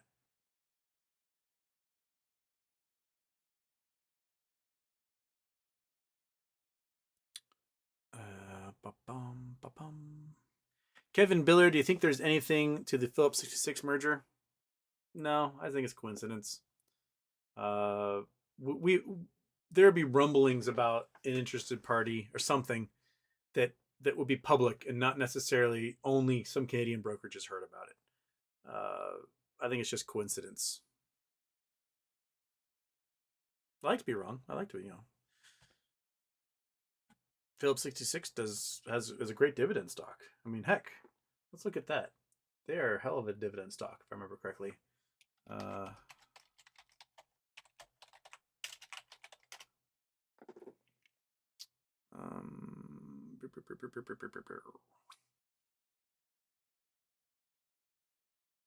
Come on, go. I clicked on you. Do something.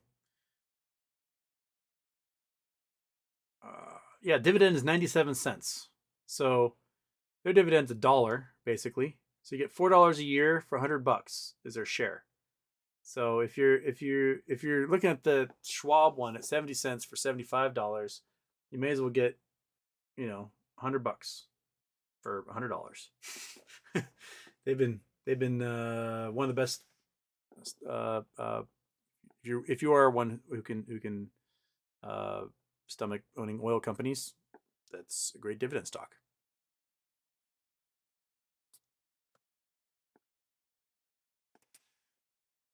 Jackson Hunter's in the house. Hey, Jackson, good to see you. I noticed you've subdued your profile and pulled back.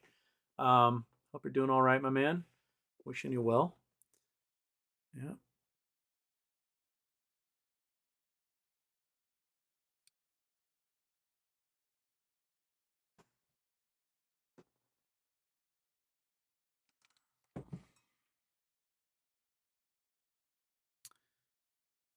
Okay.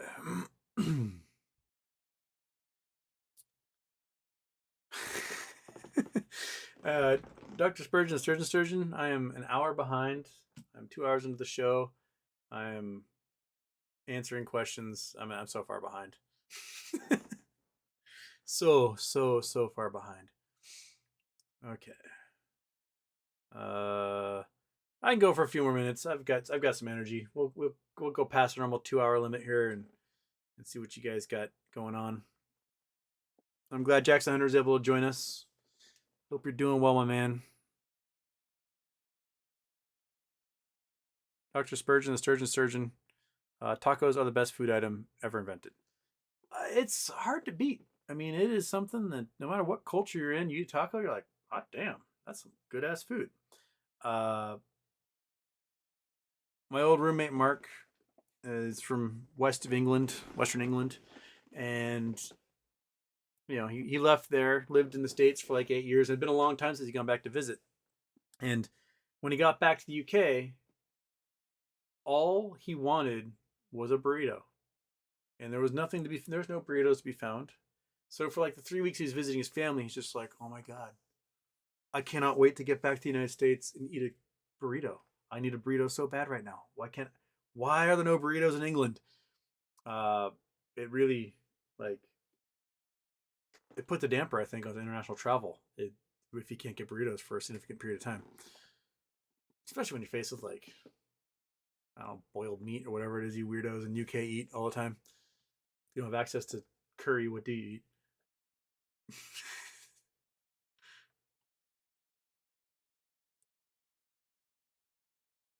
Julianne, Monkey Butt Cam is trying to trip a Batman cam. It has. Everyone can watch you go to town yourself, little kitty. Right? What I need to give him a wireless lavalier so you can hear him whenever he purrs. So it'll just be like over the broadcast.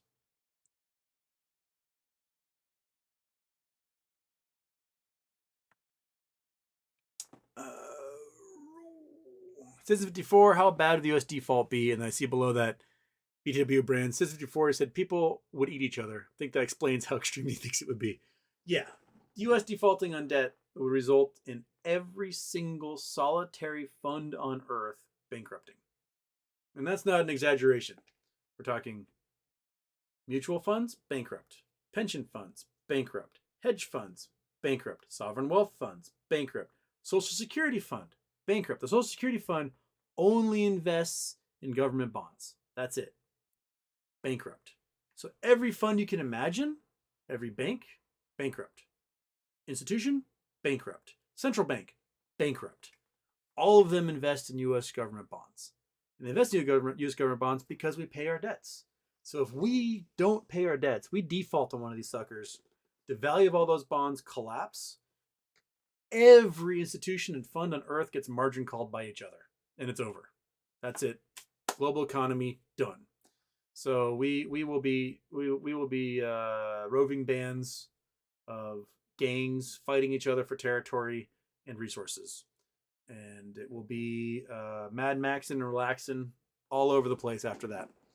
So anyone who wants to like threaten that they're going to let us default on our debt and not raise the debt ceiling is the dumbest person in the entire world, and we should eat them first. So make a list. Make a list of any elected official who will refuse to raise the debt ceiling. And when the shit hits the fan, make it on paper, because the internet might exist after this. The internet might even default. Make it on paper so you have a hard copy. And we will get our forks and knives and we will eat them first. So like Marjorie Taylor Greene, I'm glad you worked out. It's nice and lean. I'm on a diet. That's who should get eaten first. So you're on notice. Those of you who are going to let the debt ceiling expire.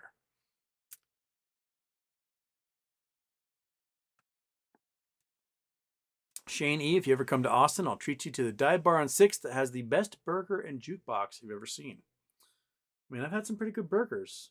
I don't know if if I've ever bothered to rank a jukebox. I'm willing to. I'm willing to see what the best jukebox is ever. See, I'm gonna give up being a vegetarian for that.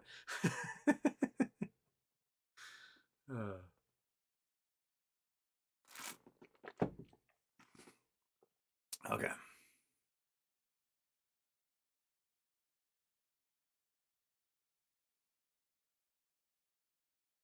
Houston, what's up with the price spike in volume with GME after hours? Also, thank you, William Morgan. I don't know if I looked at GME after hours today. What did happen with GME after hours?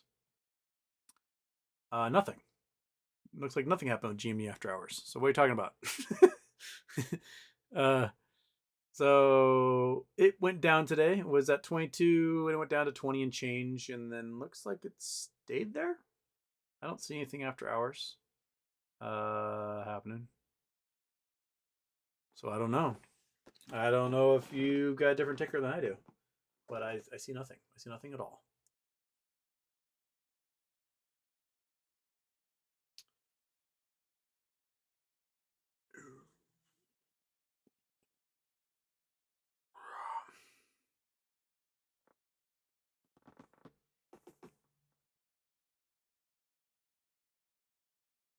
Bam, big ass Mexican. Haven't been tuning in. A word about any about this. A word any about this. The money I lost for people at the beginning of the year and Christmas. I hope it works out. Are you talking about MMTLP? That we're just sitting and waiting on that because it's not lost. It's just we can't touch it because it's a private stock that can't trade, and we have no dividend coming our way, and we have no ability to sell anything. So we're stuck. We're like boxed in at the moment. We're trying to figure out how to get ourselves out of this box like a mime. That's where we are, big ass Mexican. Don't worry, Bam. Eventually, there'll be a crack, and we'll see the light, and we'll reach for it, and something's gonna happen. What was that? Making noise at me? Just staring at me? I think the dog's losing her mind not having her bed.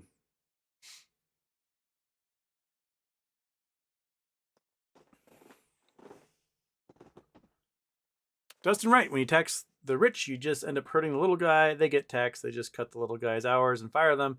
Then make them run skeleton crews working harder for less money. Not if you're taxing profits. Because there's a cost of doing business. And if you're taxing the profits, then you're taxing the profits. If they want to make less profits and have less money in the end, then they cut back on everything. But, taxing rich people works. Taxing rich people is what we did in the 50s and 60s. We had some of the largest economic booms we ever had in our entire country's history. When Bill Clinton raised taxes on the rich in 1993, was one of the longest economic runs we've ever had. Some of the largest job growth numbers we've ever had as a country. We can, I think we had what, 50 million jobs after that. And when we cut taxes, we had 2 recessions in the following decade. So we went, oh, we're gonna cut taxes for the rich, and then we had 2 recessions, and we went from paying our debts to going back into debt again. So yeah, raising taxes on the rich helps. It does. The rich will tell you it doesn't. They're like, oh, I'm going to punish everyone if I have to pay taxes. Okay. Then you know what? Your company's going to fail and you have nothing. So cutting the workforce means cutting the services. And if you want to cut the hours and make them work more, all you're going to do is entice your employees to unionize, and you're going to be paying them more anyway. So it doesn't work out in your favor. Do it that way. Just pay your taxes, repatriate their money that's offshore, and everything will be okay. They'll still be rich. They just won't be as rich. Oh no. Oh, you had to sell one of your 5 homes, and now you have 3 yachts instead of 4. And you get 2 jets instead of 4 jets. They'll be okay, monkey. It will be okay. They'll still get by with their 2 jets, right? Yeah. I mean, they got all sorts of stupid tax loopholes. You know why G-Wagons are so popular among the rich? Because if you buy a gas-guzzling car that weighs 6,000 pounds or more, you get a tax break. Why? Why does the government have a tax break for the least efficient vehicle you can buy? As long as it's 6,000 pounds or more, it's a work vehicle. And I don't care what the gas mileage is, because then we're going to give you $1.50 for every mile you drive on it as a tax break. This stuff is crazy, right? If you buy a private jet for $3 million, you'll end up with like a $5 million tax break for the operating costs on it. It's just so stupid how we've made this. It should be, if you buy a $5 million jet, you get taxed an extra $1 million on top of it for being a wasteful, rich asshole. And that should be the way it goes. Like, you're too good to like sit in a business class seat for $1,000 or whatever. You have to buy your own $5 million jet and put like the carbon footprint of yourself like way through the roof. It's silly. And we, like, if we're going to revise any tax stuff, it needs to be the loopholes on that crap, so that they don't become tax write-offs for people, that they become liabilities for folks, so that we don't have as many stupid private jets flying around. And Instagram stars renting those jets just to get their picture taken with them. And right, monkey? Right. All right. I'm going to do... All right. I've done enough ranting. It's 7:45. I'm going to do dossiers. Dossier? It's got coordinates for me. So let's do some coordinates. At minus 0.15 feet? What's that? What does that even mean? What does that mean? Google Earth. Give me... Come on, mouse, work. Stupid wireless mouse never wants to click on anything. Okay. Where are we going? We're going somewhere. We're going smack to this little island. We're on a beach. We're on a shipwreck on a beach. Ooh, I like shipwrecks. Where are we? I wasn't even paying attention. I mean, like the Philippines or something? Indonesia? I was not looking. Where am I? New Caledonia? I am... Oh, no. I am in the Andaman Nicobar Islands. Okay, Andaman Nicobar Islands. Does this island have a name? This looks... North Sentinel Island. Oh, this is where where you're not allowed to contact them, right? Oh, you guys can't see anything because I've got the stupid Google Earth. Dang it, I did it again. Yes, this is the tribe that's uncontactable. It's the Andaman Nicobar government made it so that you can't contact these people. And so this is the islands here. They are off of like Thailand, Burma, in the Indian Ocean, in the Bay of Bengal between India and so on. And these are uncontacted tribes, meaning no one's allowed to go here. And you can see, like, look at the forest on this island, right? Got this forest here. No clear cutting. I don't know how many people live here. We have no idea about the census. But there was a Christian missionary a couple years ago who was like, I'm going to go contact these people. And then they ate him. So, yeah. 72 square kilometers. Officially, the island is administered by India as part of the Andaman Nicobar Islands Union Territory. North Sentinel Island is home to a tribe of indigenous people, the Sentinelese, whose present numbers estimated between 50 and 400. They reject any contact with other people and are among the last people to remain virtually untouched by modern civilization because there has never been any treaty with the people of the island nor any record of physical occupation whereby the people of the island have conceded sovereignty. The island exists as a curious state of limbo under established international law and can be seen as a sovereign entity under Indian protection. It is therefore one of the de facto autonomous regions of India. Okay. Although the island is likely to have suffered seriously from the effects of the December 2004 tsunami, the survival of the Sentinelese was confirmed when, some days after the event, an Indian government helicopter observed several of them who shot arrows at the hovering aircraft with the apparent intent of repelling it. So, yeah. So these guys, so there's a little shipwreck here. So my guess is whoever was on this boat has been eaten. They will kill and eat you because they don't want you around bothering them. That looks like a pretty good surf break right there. Looks like a really good surf break all along here. Nice long peeler there. Lots of little points. I bet there's just great surf all along this island when the waves pick up. This looks like destruction from the tsunami here. So it probably ate away the trees, this whole area. Constance Island. Oh. Yeah, can't shoot arrows at a satellite though, my friends.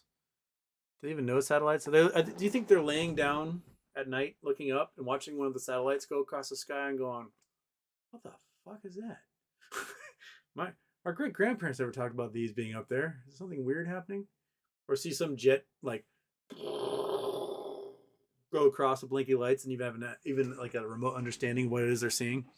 I would blow my mind if I were some primitive society witnessing from afar the modernity of humanity. Just absolutely weird.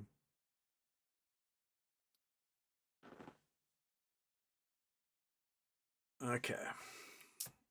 Dustin Alameda, do you ever make it out to Spokane? Every once in a while, make it to Spokane. Monkey's been to Spokane a few times, haven't you, Monkey? Yes, you have. Okay. That's the island that Kong lives on. Yeah. All right. We're done.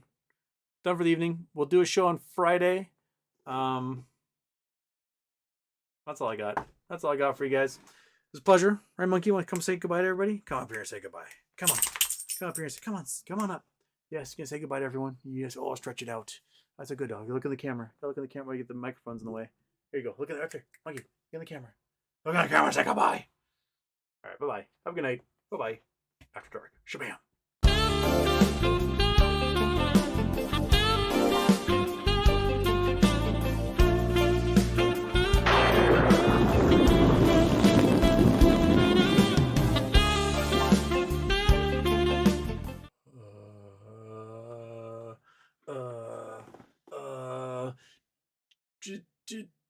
Jimmy Carter